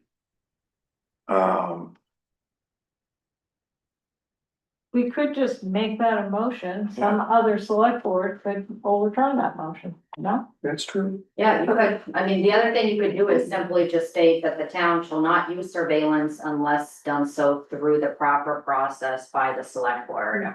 And if, in that case, if I go and install a camera without your approval, that's a disciplinary action that I'm accounted for that you have to take up. But I do think we could prohibit the use of surveillance cameras on town property. Some future select board or this select board could change that, could revisit that motion. As long as we do. We're just saying no right now. Okay, so. I think we could just say there will be no video surveillance. Unless it's discussed in a public meeting. One of the things I think about is, I know that, there were those signs that say, how fast are you going? We talked about having those ones. Yeah, I think let's stick to there the are- motion, Okay. you know, so I think. Make a motion, the town will not employ video surveillance on town property, period. And is that a motion from you? I'm testing it out to see if we like the wording and then I'll make the motion. And I guess the question will be whether there's any conditions on that. I mean, I'm okay with that because to me, it's a motion that we can change, We can override if we had to. right? Anybody? Would Is that work is for that you? reasonable, Vika, or not? I mean, we can, right? Just repeat it again. So, make a motion that the town of Shabik will not employ video surveillance at any time on any town property. The only, I guess, caveat would be that, I think it's reasonable to put ring video cameras up on your town office or down, public works building or something. Well, But I mean, I think we don't have a policy, so. Yeah, we still have to have all that same stuff, Right. and then we could actually limit it or scale it up or down as we need. I mean, because as soon as we say without the I think. I'm trying to kind of make it clear for you, because. I think if we wanna revisit it, I can't answer for us or the future board whether or not they might not wanna do it. I guess that's, I'm just trying to be as clear as possible in the moment. yeah, whatever, I mean, all I'm concerned about is that you're not putting video cameras up on the beaches as we proposed. And you did, that's really what, yeah, it's what I'm going after here. I don't care if you put one up on the video camera up on the town office, I mean, whatever. That makes Yeah, sense. but I think we, even if we wanted to do that, we would have to go through the same process, right? It would be all the same things. Maybe we just add, without. Without, as Vika said, without the proper process or something. Done through approval process. Through, Select board. yeah, Will not employ video surveillance on town property without, a public process and a policy. The public policy on what? He's working on it. Okay. And sorry, we didn't have a motion prepared before tonight. We really are hitting this right now. require through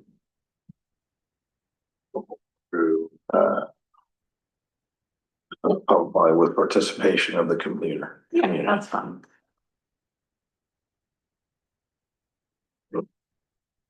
Okay, All right, so make a motion that the town of Shabik will not employ video surveillance at any time on town property without the development of public policy through participation with the entire community. I'm good with that. Anybody want to second that motion? I'll second. I'll ask Jane. Any discussion from the board? Any discussion from the public? All right. All in favor? Okay, thank you. Thank you, John. Sorry it was so laborious. We're not experts in this. Next. But I hope that satisfies, some of your concerns. Yes, thank you. Great, thanks for coming.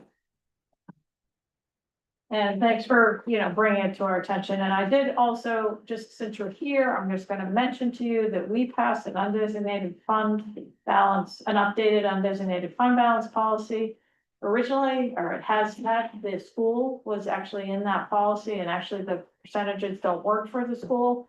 So we took it out, the school's no longer in that policy, so I'm just telling you as school board chair. We have nothing covering, as we should, your undesignated fund, so you may wanna develop your own policy. Yeah, makes sense. Okay, Yeah, thanks. all right, moving on to David's next, so now we're on 2632. To hear an update from the facilities committee on the status of the public safety building design project. David submitted a very comprehensive memo to the town select board. It's in the packet, so I really don't want to go over all the details in that, especially given the time. This is really, I think, David, if you want to make the elevator speech, that would be good, and then the board can, I'll open it up to questions. Right. Oh, well, that's good to know. Well, I wish I'd known that, we could have, yeah. No, that's okay, I can be fairly succinct. Those of you listening at home, I'm Dave Brunner, the chair of the facilities committee. This is the follow-up to the last time we were before the board was, I believe, the March 4th meeting. Ralph was here, the intent of that was just to give a progress update on our design project. To keep you informed on what's going on at the time. We're back now to actually present a formal recommendation. We finished our scope of work with Port City Architects. They've completed a preliminary design report. And since the last meeting on the 4th of March, we have revised the design a bit. We have revised the project budget a bit, and we revised the schedule a bit. So I'll just briefly touch those three points, and we can get on to some discussion. Not particularly looking for any motion or specific approvals tonight. Give you an update on our progress and the point that we're at now. And we have some suggestions about how we might proceed in the next few months and into the fall, and we could I'd love to hear your comments on that.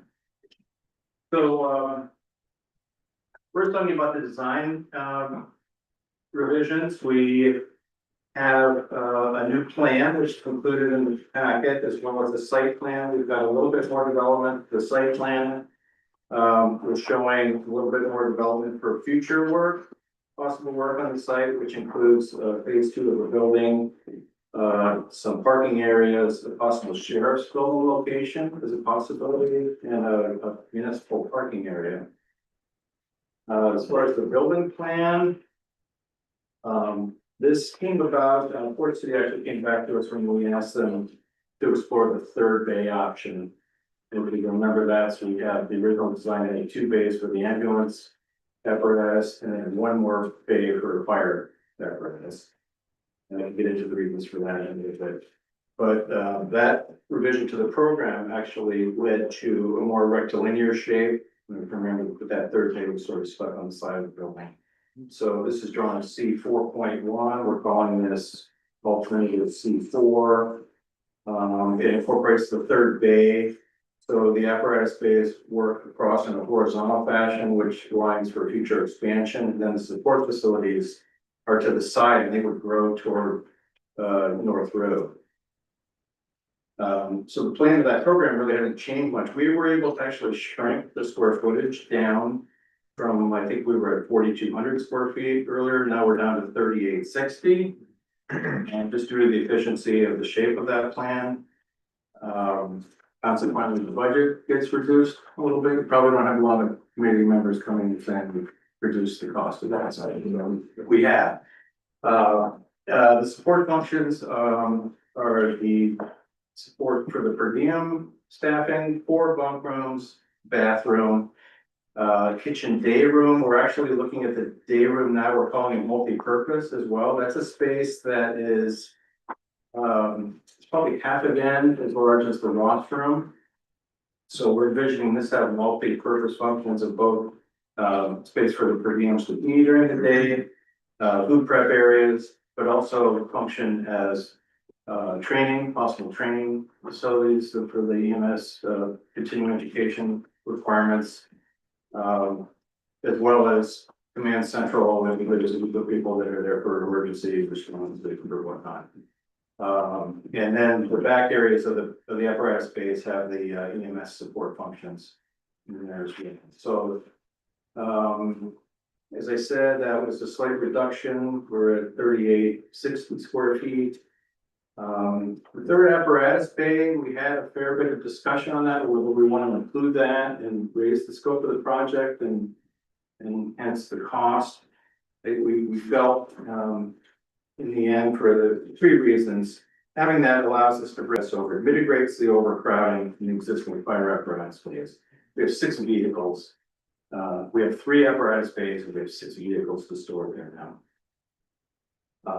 It's increased equipment protection, so backing in and out of those trucks, we kind of mitigate the possibilities for damage to those vehicles. And it's a greater overall safety for the responders with trying to pull trucks in and out with very tight quarters. It's a safer condition to do that.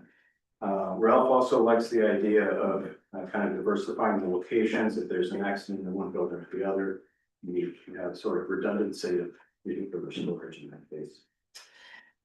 So, let's go to the budget. That would be on page option C4. So that represents a 3860 square feet, 550 per square foot. So our budgeting now is based on square foot cost. Fort City has given us these numbers. These are mainland project costs, total project costs. They estimate about 80% of that square foot number is hard construction cost and 20% goes to soft cost, which would be architecture and engineering, permitting, utility fees, things like that. So that's roughly how that breaks out. We've also added in rural site escalation for infrastructure. Not all these buildings are built in rural sites, so we've got another $110,000 in there just to compensate for wells and septic systems. And then there's an additional 25% contingency where, you know, the island factor is trying to be represented here, and the 10% project contingency, which might be small pieces and scope and sort of things to get into the final design. So we'd like to think these are conservative numbers. You like to budget conservatively. There's no inflation in these numbers. So as you'll see in the schedule later, this is probably a 2 or 3 year project to implement. Who knows what inflation will do, but it's probably safe to say building costs are not going to go down. We have done more investigation into different building technologies. That was a question that came up, I think, at the last select board meeting. There's an abstract engineer guy at Fort City. They talked about the differences of the different construction methods from traditional wood frame to pre-engineered metal buildings. There's a life cycle analysis related to that. The engineered metal buildings are similar to what you might see down at the boatyard with insulation baths put on the wall, which is not as the building envelope is not as airtight as conventional construction would be, hence utility costs would be a little bit higher. So those are things that would need to be evaluated. We just want to show the board that there are options, how we might construct the building. We'd still like to proceed, I think, with the traditional construction budget number and use the alternative construction methods as possible value engineering. If we get into trouble in the future, the bids are high, some contingency that we could have in the project, but it'd be something to fall back on. So how does this get paid for? I think we've talked a little bit about this. We are working off the model of some fire stations, quite a few of which Port City's been working on. Thompson, for instance, had a municipal bond vote a year and a half ago. They had a $7 million project. They asked for half local fund commitment, which was passed contingent on getting congressionally directed spending money, CDS monies for it. Susan Collins' office ended up awarding $12 million for 6 fire station projects that will come online this fiscal year. And they were able to implement the project that way. We know that that's an uncertain, unpredictable process. We don't know what elections will be in November. The timeframe, schedule wise, is to do the CDS applications typically in the spring, about around now, which would make us a year from now. We can't hit the deadlines now. So that's our model. We're certainly open to how that might be adjusted depending on public support, appetite, context of other town capital improvement projects, some peer, and others. John and I have been in pretty close contact. We've had representatives attending each other's meetings. So, the finance committee is aware of our numbers. They're plugging in some rough numbers into the, long-term debt projections. I know we don't know exact numbers on some of the bigger projects, some peers, et cetera, but, we're starting to create placeholders of how that might all come together. Still not perfectly crystal clear, but we're thinking about it. So with a $2.8 million project, total project, we'd be proposing a $1.4 million bond to be approved by voters. It's a little less than the school. The school, I believe, was around 1.6. So that's kind of a similar situation. Because of the timing of the CDS grant applications in the spring of 27, rather than rushing a vote in June, the town meeting, which we had talked about previously, we'd like to propose putting that back maybe to the November general election. And that would give us this summer and fall to do the public outreach. A lot of this information has really not been distributed aggressively as far as soliciting input. We talked to the board a bit about it, but the next step really is to start garnering public support for this, explaining to people the needs, the recommendations, costs, how this might be paid for. And that might be a series of workshops or open houses at the fire barn through the summer when we have good attendance and maybe some free pizza. Like we did an open house, I think, at the school around Memorial Day weekend that was pretty well attended. It was successful. Explaining to people what was going on. So that would be our proposal. The schedule, I don't want to get into this in too much detail, but we have outlined the critical path. And again, it's sort of centered around the CDS funding application in the spring of 27, preparing for a vote in the fall. We've asked for some monies for fiscal year 27, which would take us up to end of June of 27.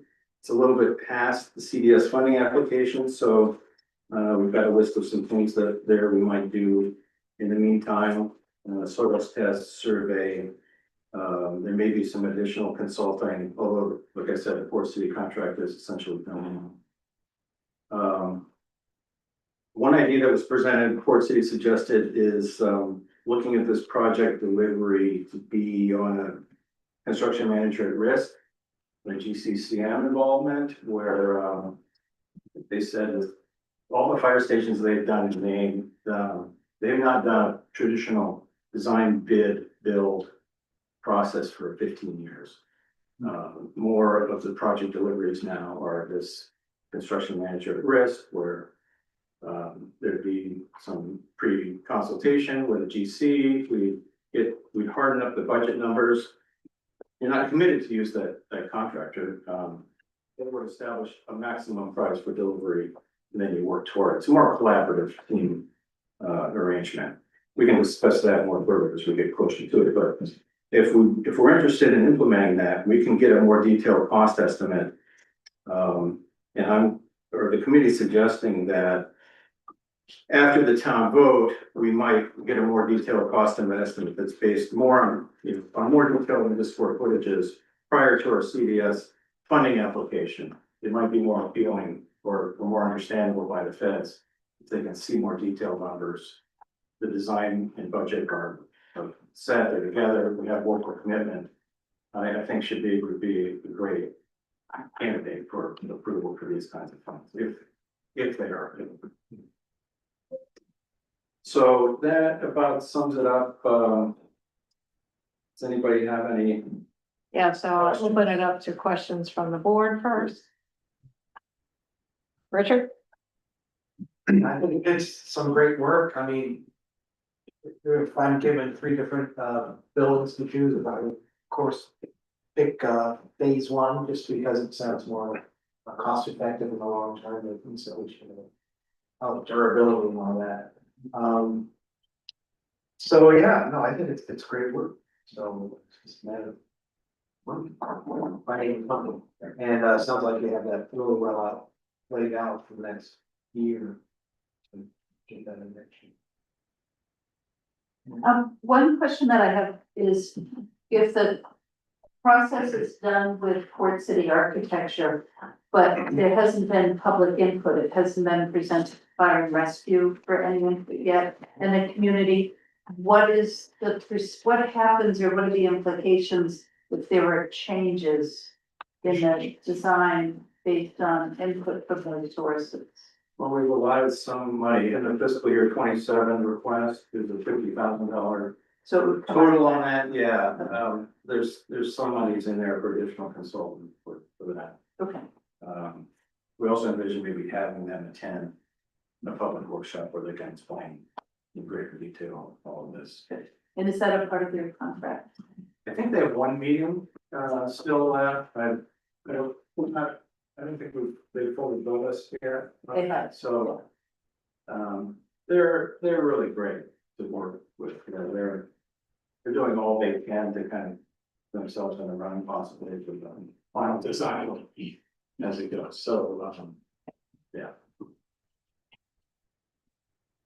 You know, just on the mixed construction concept, that was basically the ambulance bays and the other engine bay, that would be the portion that would be an engineered. That's the more sensible approach, I think they call it the mixed version. Right. The smaller support functions would probably be more traditional, where Right. the scale of it such that you can handle it in the entire envelope. I guess my question is, if you're going to heat that, it depends how you're going to heat. Control the environment in that area, right? Like it can't freeze, obviously, but it doesn't necessarily have to be heated to the same level as the residential, you know, the where the dorms are, for example. Yeah. Right, so have there been? Because you did provide some calculations just in that letter, just that contrasts the different construction and the utility cost, and those were pretty enormous differences. Mhm. So I was just wondering if you went with sort of the mixed construction, like how dramatic that would be is really pretty much an analysis, depending on, for example, if you kept the ambulance bay at 50 degrees, which, you know, for the most part, you just need to have stuff not freeze in there, Right. right? Yeah. And be reasonably, you know, put on turnouts and stuff and not be, you know, feel like in the Arctic, Yeah. but it doesn't need to be, you know, 70 degrees, so. It might be worth looking at, cause I think the mixed construction's, you know, a possible concept. Assuming that you don't have, you know, really astronomical utility costs that sort of outweigh your initial savings. Well, the initial project cost is $350,000 less.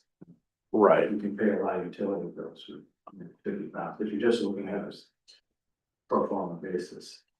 But you're all kind of recommending just doing the whole thing traditional I frame, right? think holding that as we proceed with public outreach and a goal to target, again, you know, if inflation goes and these costs start going up, then we have some room to back off. Okay. For, you know, when we want to be careful about that, not asking the community for too much, but there's a balance there. Being conservative and realistic. So at this point, that's really the sort of negotiating option. Yes. For the future. And floating a target budget number, you know, Right. and how that fits into the overall debt service, you know, what's the feeling of the community, is that too much, is that? The other issue to talk about would be, you know, if the CDS funding doesn't come through, then what? We could go back and ask for the full amount, that. The full amount From the community, from local, which, you know, I think our committee thinks that's a reach. Given the other project costs that we're facing. So we're probably looking at, you know, these sorts of reductions with the building methodology, or maybe reducing the scope a little bit more, shrinking down the size, or maybe we don't have the third bay. That cuts out quite a bit of cost too, so those might be revisions that we come up with that would be into 2027 is when that would happen. We realize we can't get federal funding.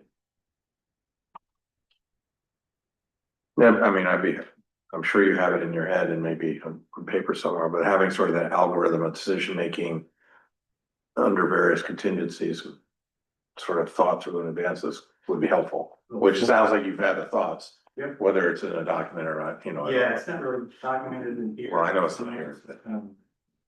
Hopefully it'll say it. Maybe it's. Right. We've got a flow chart, right? It's Right. If then. If then. Situation. Right. Here's how we might proceed. And I'm sure the community would be interested. These questions will come up. Right.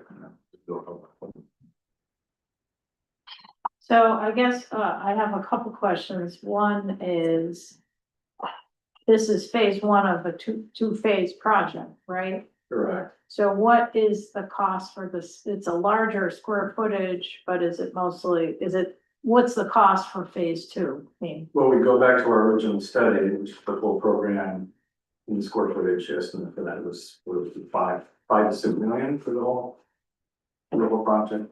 And again, you know. so this, Go ahead. so is this the same project, just in phases? Well, ultimately, we would hope so. You know, there are needs. Right, I'm just Such trying to everybody- such everybody understand. Priority or not.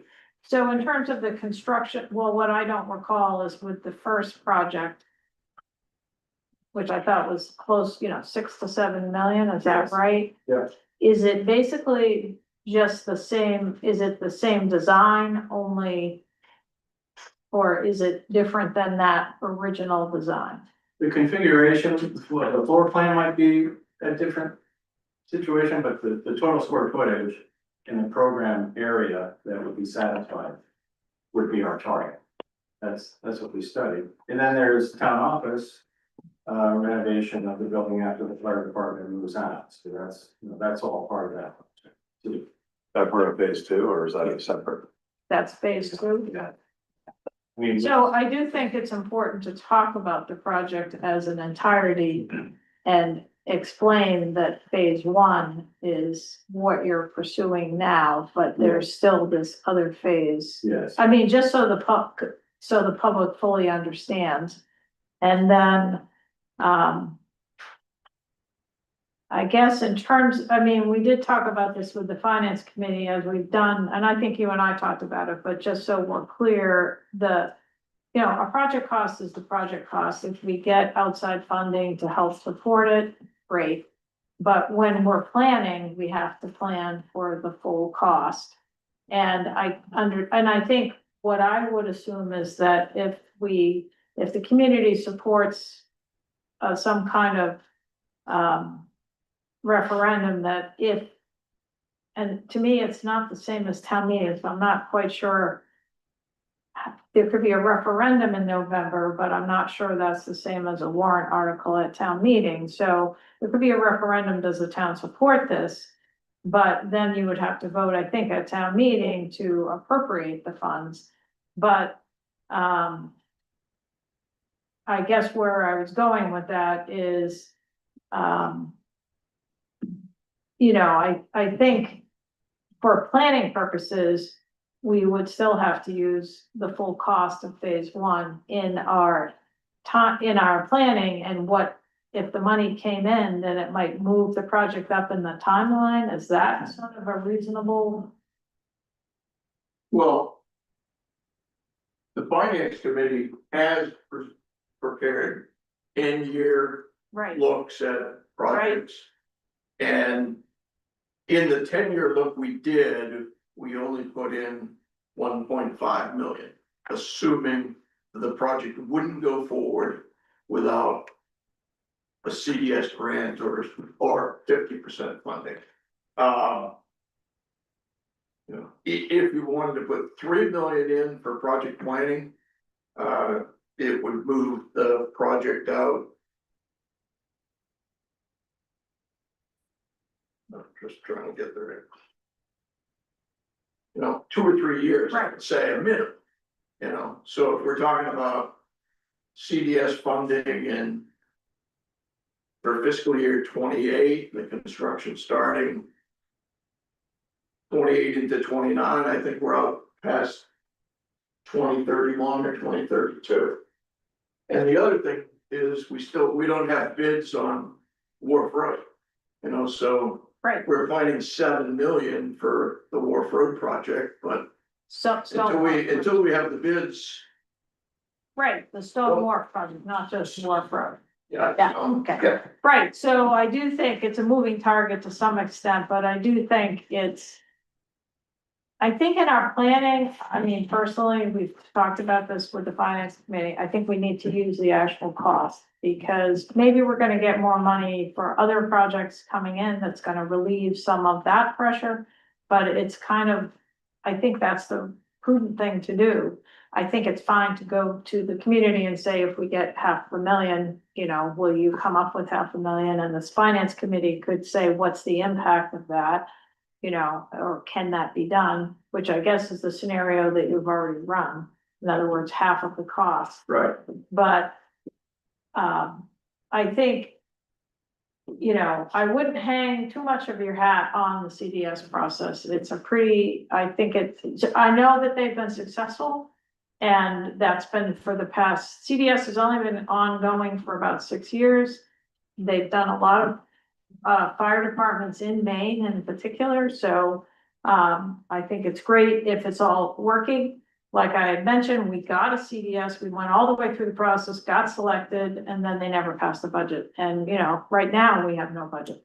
So I think the dysfunction at the federal level is, you know, gives it less certainty. It's not that the community might not support it. So I think that's why we have to be careful we don't, you know, put all our eggs in that basket. I guess on the schedule, so I think the item that was at hand for this select board for fiscal year, moving into fiscal year 27, is we did agree to allocate $50,000 to continue the design work and public outreach. But when I look at your schedule, you have $400,000, I guess, in fiscal year 28, is that right? That's right. And so what is that? Well, I'm not an expert on CDS funding release timeframes. Of course, they were telling us that if they get applications in the spring, it's usually late summer or fall, where funds might be approved, and then there's an additional time frame to release. So I guess we were thinking that would be bond money that would fund the final design. So we need to get an approval of that. So, I mean, you have CDS fund that looks like you're presuming that they start in January of 28.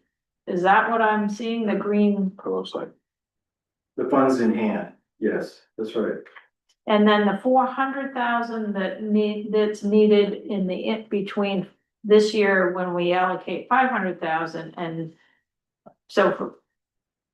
Yeah, that's the line, initiate municipal bond town funds.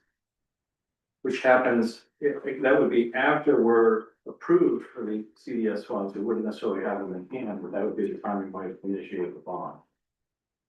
Pay for the final design costs. But that is in the beginning of fiscal year 28, is that right? Correct. Okay. Yeah. That's fine. And then, so anyway, I think I just wanted to kind of understand, so this is in a sense, the same footprint or, you know, square footage project that was originally proposed a couple of years ago. It's just, you know, been updated to reflect some changes to the structural configuration and, you know, other things, but the full project is still, you know, will you have an estimate of the full project, phase 1 and phase 2 for the public? We can do today square foot cost estimates, yeah, probable cost, I would hesitate to call it an estimate at that point, but. You know, realistically, it's probably many years out for phase 2, I'm just guessing. you always do these phased interim projects and. But I mean, we are trying to do long-term capital planning, so it would be helpful to have the full picture, understanding that it might be many years. Well, it out. might be 25 or 30 years out, right, or 20 years out, and I don't know, is the planning going that far out or? So 25 or 30 years out, You're going out 10. For the phase two, for the final phase Yeah, two? we're gonna try to go on 10 or 15, I think, when we go through the next cycle. We've gone out 10. okay, so I guess I didn't understand that second phase is 25 years out. Well, we can't say exactly, but I mean, I'm just guessing that we can get a new building built, it's satisfying the, you know, the priority needs. We're probably gonna be pretty happy with that, things are gonna run pretty smoother and better. Will we still have needs? You know, do we still have an old fire barn that doesn't meet modern firefighting standards? Do we still have, you know, emission problems and things like that? There may be incremental improvements, but But does that Yeah. mean the town office would not, that would expand and move into, yes, yeah, that's all. yeah. within a shorter time frame? It could, yeah, I mean, I guess we would assess priorities based on, I mean, where's the money coming from? We need to balance all of that against other spending. We're well aware. That's why we don't have a $6 or $7 million project to present tonight. And I guess that's really what I'm trying to understand, is this a project on its own, and hopefully somewhere down the line it will get expanded, or is it really an integral part of a two-phase project? How do you see it? Realistically, I would like, the committee, I think, I'm speaking for the committee, would probably like to focus on this as a phase one scope project. And consider the possibility for the intended option for phase two to be developed. But we don't want to scare the public. I mean, it's going to be hard enough gathering support for $2.1 million. Especially if we're not getting CDS funding, I don't think we want to start saying that we need to. Well, I just think, I don't have a good sense myself of when the need for phase two, what's gonna trigger the need for phase two. Well, we identify it as a need right now. But financially, it was not realistic. Okay. Yeah. All right, well, I think that's gonna be kind of important to be clear with the public on that. Yeah. And really, are we talking about a project that, if we're lucky someday in the future, we'll add on to, or is it a two-phase project? I just think that's kind of important, and, Okay. And I guess I had assumed that the phase two was necessary, and maybe it's not as necessary. Oh, I just have a comment, but it's not pressing. So I think one thing to consider is maybe bringing this back to the board, for some of those questions to be answered, because having participated in these discussions, if the facilities committee is gonna focus on this as phase one, and the general understanding that with how things progress, that it easily could look to be 20-25 years out before the phase two. Well, the needs for the facility for the fire department will probably cover that in the next 20-25 years. I'm pretty certain that the town office is not gonna sustain itself with the setup that it has now for the next 10 years. And it has the discussion of the bathroom has come up, because the town's current immediate need right now is another bathroom. And the answer from the committee has been, that's phase two. That's phase two. And so it might be helpful to bring it back to the facilities committee to have that be clarified. When does the committee think phase two is going to be? And if it is 22 and 25 years, how does the town office fit into that? Because the town office, well, the original discussion has been fire department is the first phase and the priority. Then when the fire department leaves the current building, the town office will expand to cover all of its needs because the initial addition was, you know, phase one to cover the needs that are currently now. That's not gonna sustain 20-25 years, and that's gonna put the town in the position where they're gonna have to tweak these phases. And so if that's what's being raised currently, that might be something that could be brought back to the committee to revisit to provide some of that clarification. So, yeah, I think that's fine. I think if you want, but, so that's a comment sort of, Okay, you know, what is the time frame? I would just correct the bathroom, that hasn't been assigned to phase two, the 20 years out, that can be implemented now. Actually, that could be part of the phase one project where. Well, I think. Fire department stays in the building, we improve access to a common corridor with bathroom, that's the $94,000. Right. Right. Last year, yeah, it's not in the big budget for the project, but we identify that as a need and possible expense. And then, just so I'm clear, if I understood you correctly, the rural site escalation for infrastructure, that's the site development cost. It represents a portion of that, the 550 a square foot. Assumes, you know, some sort of municipal infrastructure on a site where. Not rural, but something that might have a water service. Or, So this is some Sewer. number that Port City came up with, yes, okay? Yeah. And then, the island contingency, the 15% is that, because I think we're using bigger numbers generally, for contingency, so I was just wondering where that number came from. yeah, well, we combined it with the project contingency, so the whole thing is 25. I think when we analyzed the school project, we were kind of in the 30% surcharge range. I don't know if you see on residential projects, but that was a commercial building education program. Well, but one is, I mean, the island contingency solo is 15%, right? Okay. Yeah.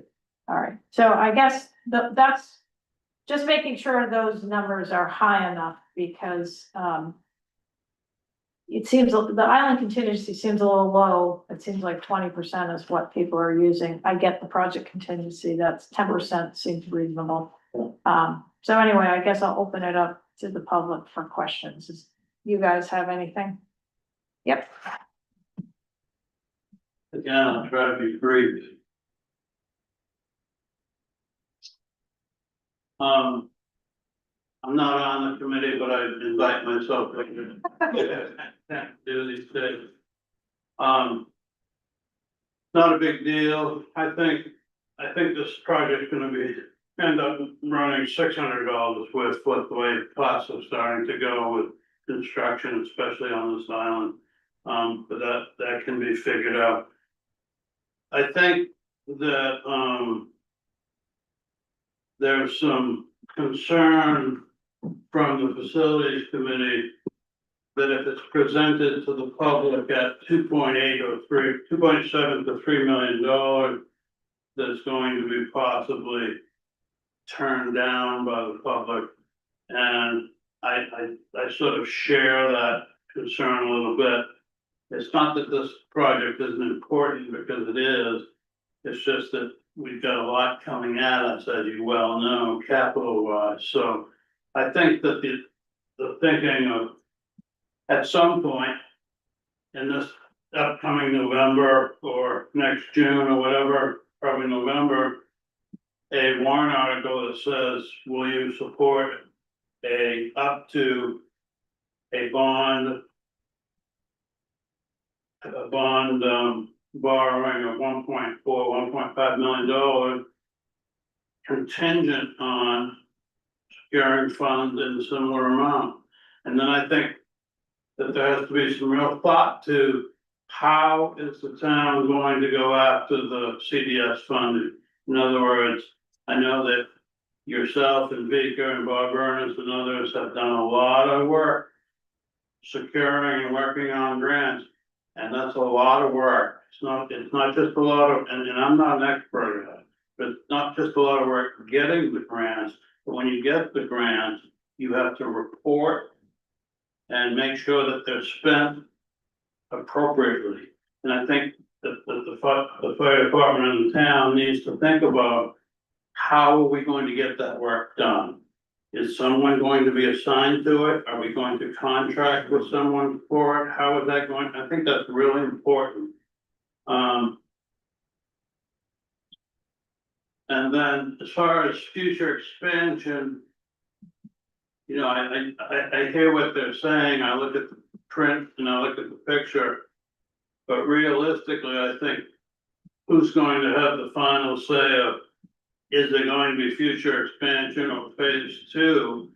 I think that's gonna be dictated by the long-term debt that this town is likely to incur in the next 2 to 6 years.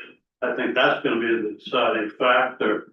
And at some point, the taxpayer probably will say, okay, that's enough borrowing for now, whether it's 8 million, 10 million, or 12 million. Because as you know, for every $1 million you borrow for a 20-year period, it's $70,000 payment. I won't tie you up anymore. No, thanks. And I think if we go forward with this project, we should stick with traditional construction throughout the whole structure, even though I understand the apparatus room only has to be heated at about 50 degrees. I think long term, you're going to be glad energy use wise and quality of construction. And I guess one question I forgot to ask, and someone in the public asked me, what are the plans for, you know, energy, you know, solar, any kind of, you know, energy generation on the site, because it's gonna be a big, you know, a big area. And then what do you know, have you got a handle on what the annual operating cost? Because this is a new piece of infrastructure in addition to what we already have. So we're gonna have to consider kind of the ongoing additional operating costs. And so I assume maybe somebody like Port City could provide some guidance on that. But I think, you know, I'm speaking now with my climate action team, select board hat on, but you know, they have encouraged the town, the municipality, just really for particularly new construction to really consider alternative energy. So is that in the plan at all or in the We budget haven't at all? talked about too many specifics, come up, we don't have any specific solutions yet, we talked about rooftop mounting, EV. Maybe some site mount panels, adding to the existing grid that we have. The benefit is the site area is quite large, Right. so we do have a lot of space there. It's nice to have a little reserve area too, in case there's other municipal uses that. Well, we do have a solar array and we're currently over, in other words, we're using more electricity than our solar array generates now that we've switched to heat pumps. Yeah. I think that would be an opportunity to kind of maybe get to net zero or better. And I do think that, you know, I would encourage the facilities committee to work with Port City, because I do think that would be a saleable quality to the public too, that you might be reducing your long-term operational costs, even though there might be an initial capital investment. I think people can understand that. And so I would strongly recommend you look at that. And then I'm sure I think the town needs to know, but also the public's probably gonna have the question about what's it gonna take to maintain, you know, to maintain the building just annually. And I would recommend, you know, having attended I think the fire department open houses are great, but they aren't as well, you know, they're not super well attended. I do think the select board in conjunction with the facilities committee should sponsor, similar to what we've done for the other infrastructure projects, a community, you know, public meeting, not a public hearing, but a public meeting where there's a formal presentation. So I think, you know, that, and it isn't too early to plan for that. Even if it's in August, because the calendar fills up quite fast. So, Well, that's our first agenda item is going to be to develop an outreach plan. yeah, You know, what does that consist of? What's the schedule? What are we looking for feedback and how do we implement that? So. and I think the board's role is to, you know, ask questions and sort of we've allocated some funds on, to continue the work, but I think ultimately the community is the one who approves the expenditure for this project, it's not the board. Right. Right. And I would also encourage you, when you think about a warrant article and even your referendum, I wouldn't hang it on just the CDS funding. I think there are other funding sources that other communities have been successful exploiting, plus landscape's changing every day with the federal, government.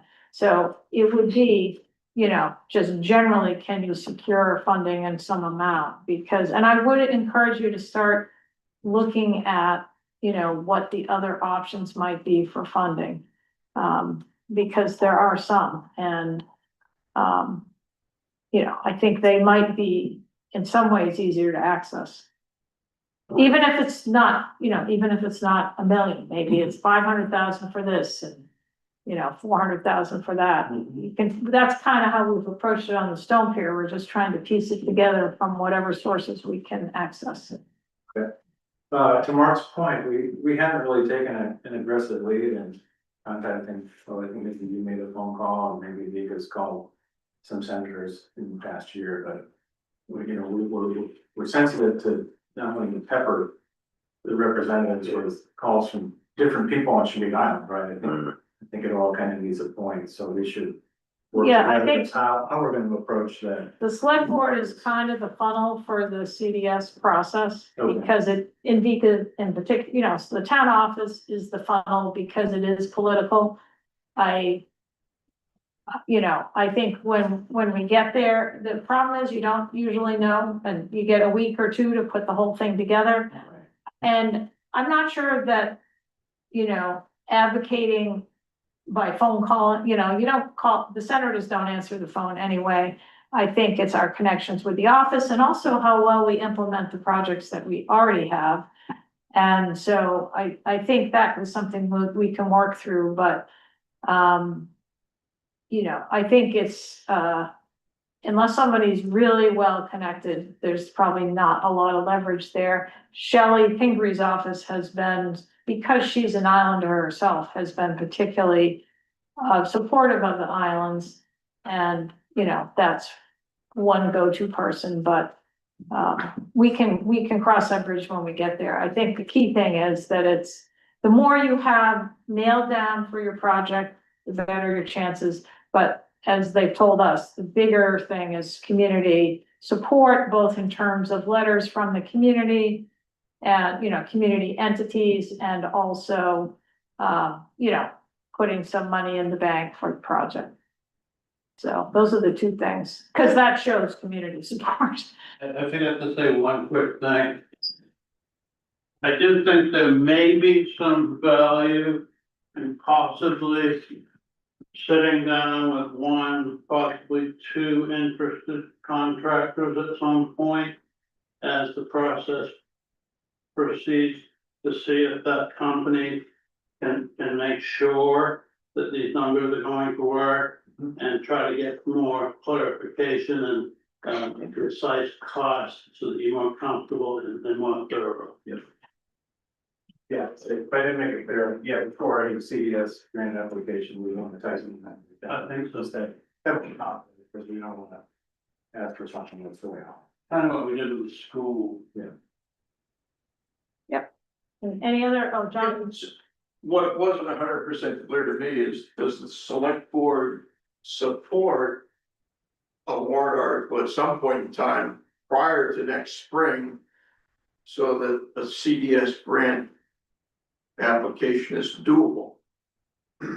And I guess for me, I want to hear from the community first. I feel like this really hasn't been given an opportunity to be, represented to the community kind of in its current form. And before I would want to, right now I have no objection. I'm fine with the process. I just want to give the community an opportunity to weigh in, with their comments and suggestions. And, there might be, I have no idea how they're going to react. And so I think that's the next step. And then I think we can better, I feel like I could better answer that question. I don't have a problem with the proposal to kind of have a warrant article the way you described. I don't, Okay. Yeah. Yeah, that's what I wanted to understand. With community support. Yeah, I think the questions of the voters will evolve as we get input. So our next step is we'll present an outreach plan and a schedule. And then we'll coordinate on a co-sponsoring of a workshop perhaps. Yeah. And sooner rather than later, probably. And Yeah, ready to get yeah. materials. yeah, probably. Yeah, I was just gonna say, that to me, it's given all the town is up against, and, we're gonna get tax increase, with all these projects going on. I'm not sure talking about phase two is timely in the presentation.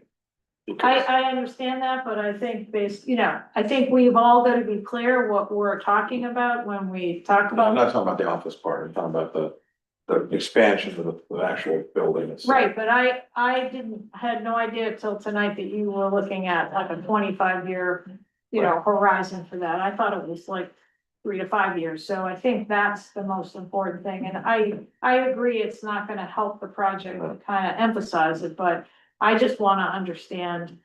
And I think the community needs to understand that that's not on the table for the moment, if that's what you're saying. It's more an exercise of proper planning. Physically and architecturally, that yes, we can do this. Right. This is how the growth happens. Right. Right, You know, but I When think those, when those needs become important enough for it, then it's ready to go. I think that's fine. I just think it needs to be clear to the community because they saw the full project at one point, and when I see this picture, it's the same thing, or not the same thing, but same idea. And so I think being clear about what you're talking about there is important. Okay. Yeah. And also the original plan, when it was studied, included the town office.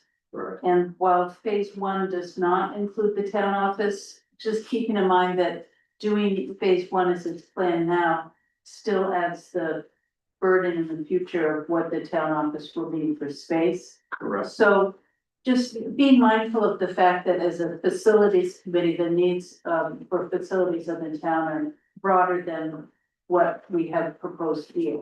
And just being sensitive to that, because I think all the value added we can get is important for the success of this program.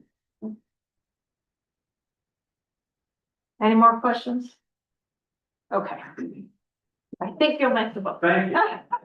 And sorry that you missed the earlier vote. If I'd known, I would have. No, it's okay, no worries. I think I heard the vote was start. Yeah. Oh, no. All right, so I think we've made it Thank you, through, Daisy. the regular agenda, except for review and take action on the fiscal year 27 budget, and Vika provided a brief memo that went along with that. Their budget was in the packet. The primary difference from the last time we visited this to now is that we took out the 20,000. So it actually reduced the increase in the tax rate a little bit to less than, just under 7%. That's good. And so I went through the numbers and, did some comparisons, I think, so I guess this is the time to ask any final questions that you might have on the budget. And I think we haven't, and this is only an estimate of the tax rate, we need to emphasize that because it sort of depends, how it comes out in the wash in the end, and it's the assessor who actually sets it, correct? Correct, Not the, us. the expense budget and the numbers of what you're appropriating is upon your approval, final, and those are the numbers that will go on a town warrant in front of voters in June. It's the mill rate and the exact, increase to the individual taxpayers that will fluctuate a little bit, and if anything, the hope is that they will fluctuate in the positive direction.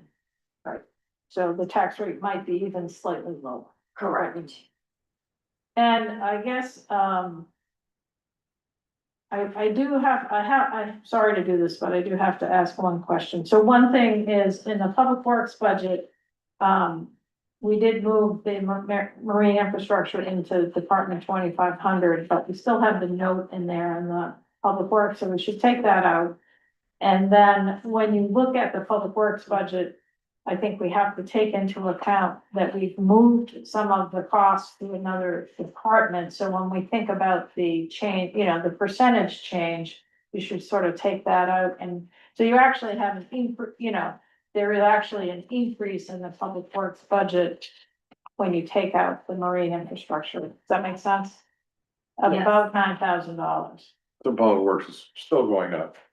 Regardless of the fact you took some out. Going up, we've just moved some costs to another department. So I just think that's important. I think, just so everybody's clear.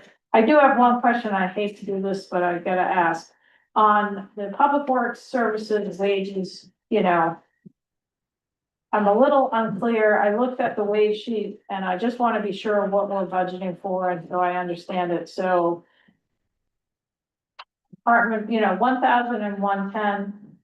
How many full-time employees are we budgeting for in fiscal year 27? And how many part-time employees are we budgeting for in fiscal year 27?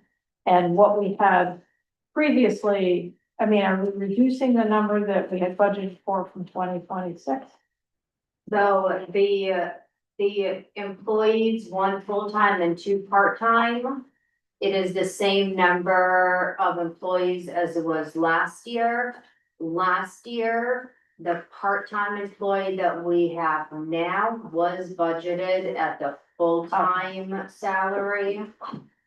More or less in the hopes that they would want to transition to full-time, but also just not knowing whether they were gonna stay or not. And so this budget is reflected to more the accuracy of the hours and the employees. So there's one full-time employee and two part-time employees. And for fiscal year 26, it was two full-time employees and one very part-time employee. It was budgeted for two full-time and one part-time, correct? Because in fiscal year, in round numbers, it was about 120,000. It's gone up a little bit for 2027. But I'm looking at the expenditure to date, which is about 76,000 for those two lines. But even if you project it out through the end of this fiscal year, I would see it as being under 100,000. So I just wanted to know. I just want to be sure we're not over budgeting those lines. Does that make sense? You know what I mean? Yes, it does make sense, and there is in the budget folder that you have access to, there is an Excel document in there. And though these numbers are calculated directly or pulled directly from that Excel document based on the average hours and their salaries. So what we're seeing reflected in the cost for fiscal year 26 is not, I don't remember when In fiscal year 26, we had one full-time employee that was hired, one part-time employee that was hired, and another part-time employee. When we went into the budget process, we budgeted a full-time salary for the part-time employee. right, I got that, but in terms of our year-to-date actuals, They're reflective based on the part-time positions. but I can't remember when our most recent employee came on board, was it during this fiscal year? Correct. Okay. The previous budget, That's my so we have we have a new full-time employee the last time we went through this budget. So the full-time the full-time person Hasn't been here for the whole. is correct. That was my Correct. question. So in other words, looking at the year to date for 2026 does not really give us a good basis for what it's gonna cost in fiscal year 27. Accurate. Instead, you took the wages, that you calculated. Yes, That's, and so it's a new full-time employee and there's been some salary increases as a result of that. That also adjust the numbers in a way. But if you do look in that document, there's the fiscal year 26 budgeted and the proposed 27. And that, if you're looking for some clarification, might help you understand the previous numbers versus current. Do I understand correctly, though, that, even though we reconfigured the distribution of full-time and part-time, it's sort of the same cost, it's just. It averages out Yeah. pretty much to full-time employees, which is what we've historically had. Okay, Yep, okay, that was my question, okay. Any other questions on the budget? I just have a novice question I'd like to ask. When I'm looking at this sheet, the sheet about the final budget, and John, I really want. This is a Glad you're question, asking this question. this is a I was question. gonna give it to you as a quiz. Oh, did I get my math wrong in one of those? Pardon? Is my math wrong in some? No, I don't think so. If the municipal budget is up 4.36. And the school budget is up 3.5, and the capital is up 4.38. Why are the taxes going up 6.97? That's the question, that's That's the the question I was missing gonna ask you. element there. Yeah, so the answer to the quiz is, in the previous several years, we have applied undesignated funds Right, to the bottom line on the budget. So we basically reduced the cost to the taxpayers by that amount, so the amount we had to raise for taxes is reduced by that amount, and last year oh, was this what? is a result of that Yeah. from last year. Yeah, Right, if Got it. you had an extra $150,000 to apply from undesignated fund to Yeah, I got the that. revenue. Yep. Your increase for the tax increase would be more reflective to what the increase for the expenditure increases, if that makes sense. That'll be really important to yeah, we need put to together explain. Yeah, Yeah, community. yeah, I mean. did you have something you wanted to add? On Please that, do. on that letter, well, I have a question, I guess. So we're gonna do a public service announcement Yes. related to the budget Yep, in writing, yes, and you want the drafts by end of the month. end of the month. Does that work for you? Yeah, and a page or, I don't wanna restrict the finance okay, committee but a because page or two? Yeah. It's okay. enough Alright. that people won't go like, And so then, thinking you might use that nice summary that Liza Jane just referred to talk about the budget. I think I would take the municipal budget lines and take the debt out of them right, and have a separate debt category. Debt and Because capital. as we go forward, that's gonna go up and the reserve number is gonna come down. You know, Chip described it as a seesaw. and Vika had just mentioned, so should we segregate the municipal operating budget from both the debt and the capital? So this, when Yeah, I I think so. say, Yeah, so not just the Yeah. debt, the capital budget too, the reserve. the municipal increase that I'm referring to includes everything Right. when you remove the school. So, Oh, um, Oh, I yeah, thought you had removed the, you didn't remove the, I removed from the yeah, municipal, you did. the reserves and the debt.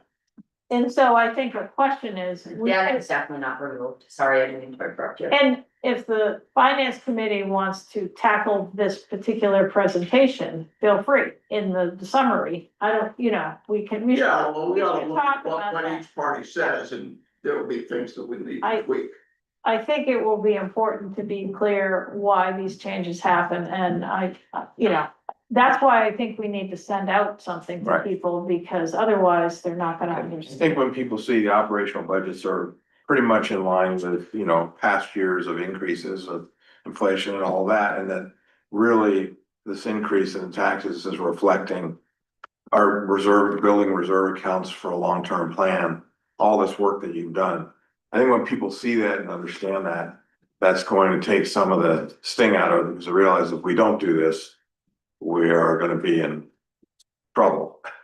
And also we're trying to level out the expenses year to year, right? So I mean, those basic concepts in like ABC simple language, I think would be really helpful. Yeah, one correction though, I think when you just look at the municipal piece, that's gonna go up like 5%. Well, even so, So, but So still, that would be the 5%. bigger increase Yeah. of all the pieces, Right. But I mean, it's that's, still you gonna know, be people reasonable. can understand it in the current environment, the operational budget like that is, you Yeah, know, that's yeah, within and reason. part of it's the message, we don't have the undesignated fund balance. Right. And that should have been put into reserves rather Right. than reducing the taxes. Yeah, I mean, you guys done such a great job, like helping this not financially oriented brain start to grasp what you're doing and what you're seeing and what we need to know. So I'm really confident to be able to put it into language that, you know, people like me. Yeah, and I think we need to be careful, at least I do. I know my tendency is not to have too much detail so that people are like, what the heck? So I think we need to kind of keep it high level enough. We can be prepared to answer very specific questions, but I think the challenge is to kind of get the big picture. I also think, you know, there will be a summary of some of the status of these infrastructure projects, which is what I will tackle with some help from the board, so that people know where the projects stand, because that's partly what's driving a lot of the work we're doing and the work the finance committee is doing and what we heard tonight.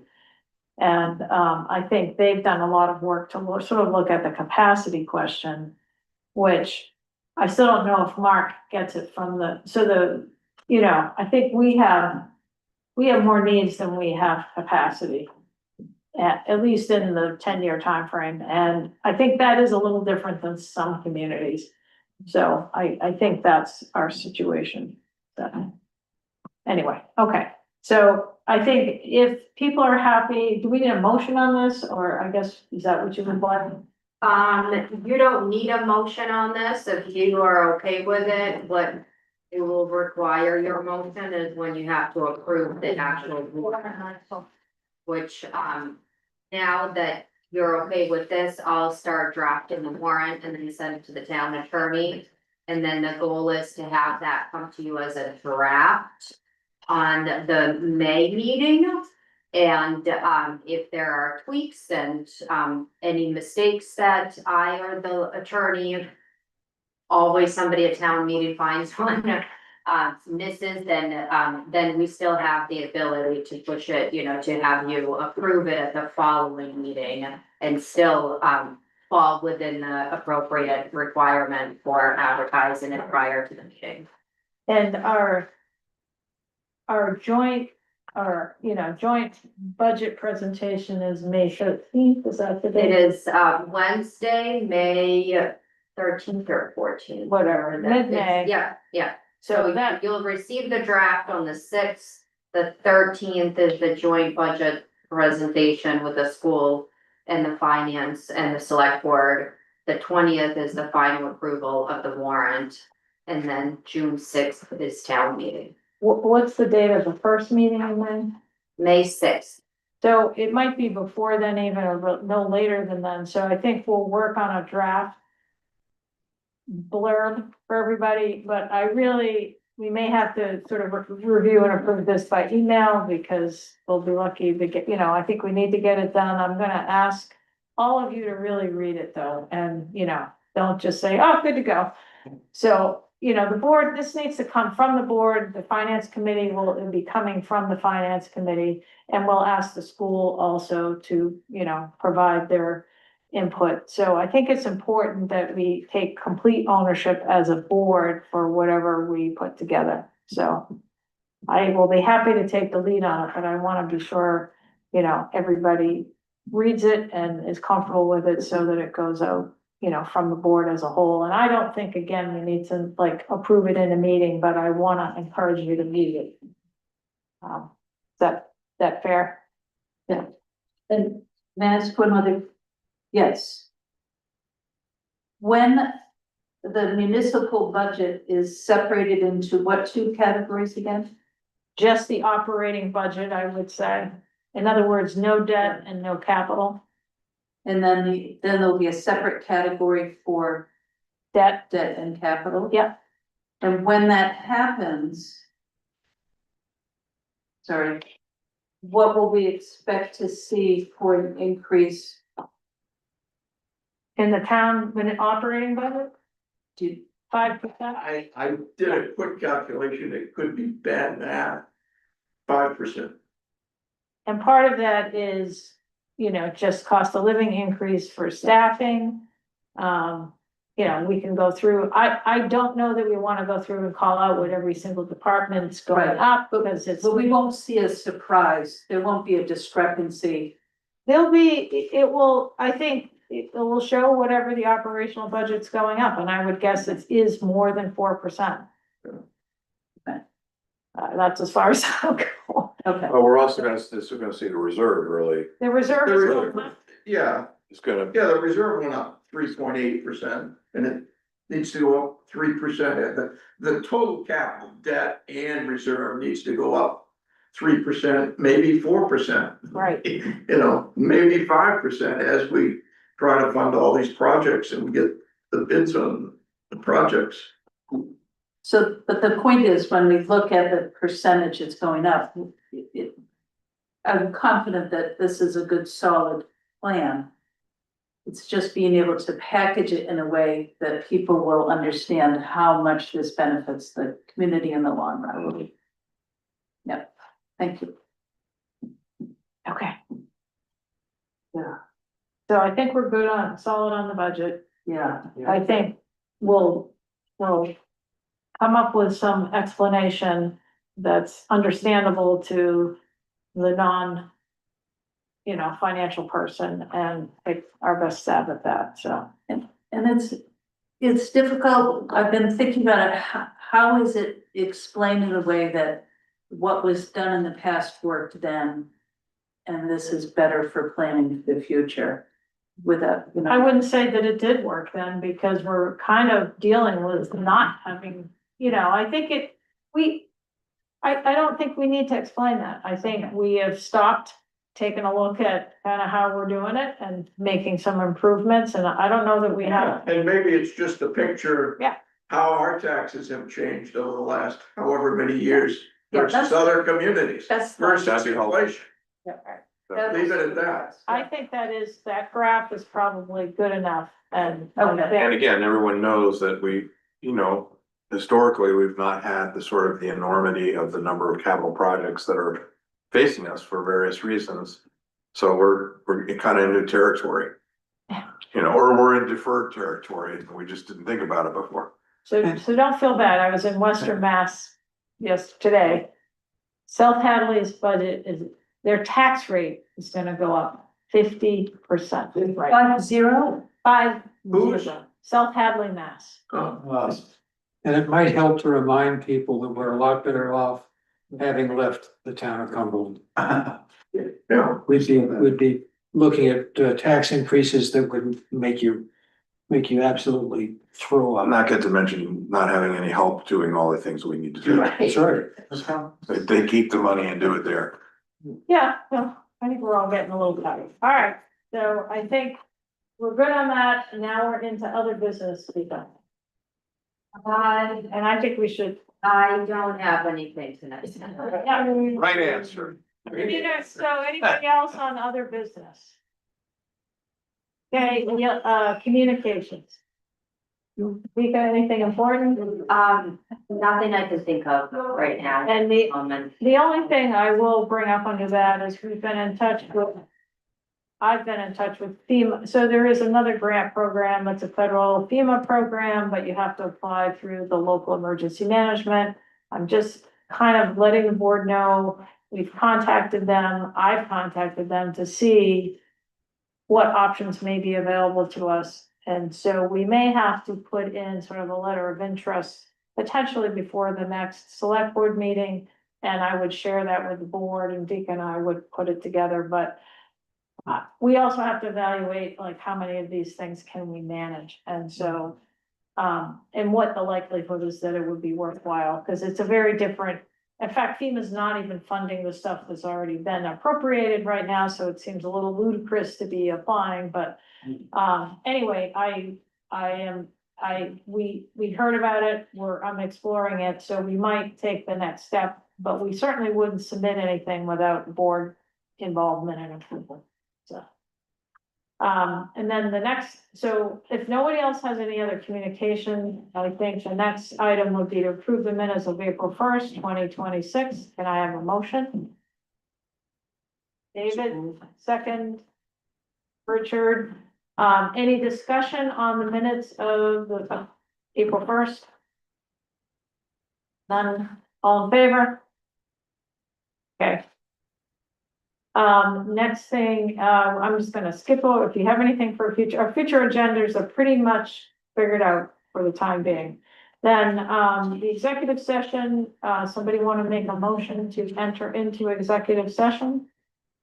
Sure, I make a motion to enter into executive session, subject or pursuant to one MRSA 6A. Personnel committee appointments. Okay, second, Second. David, all in favor?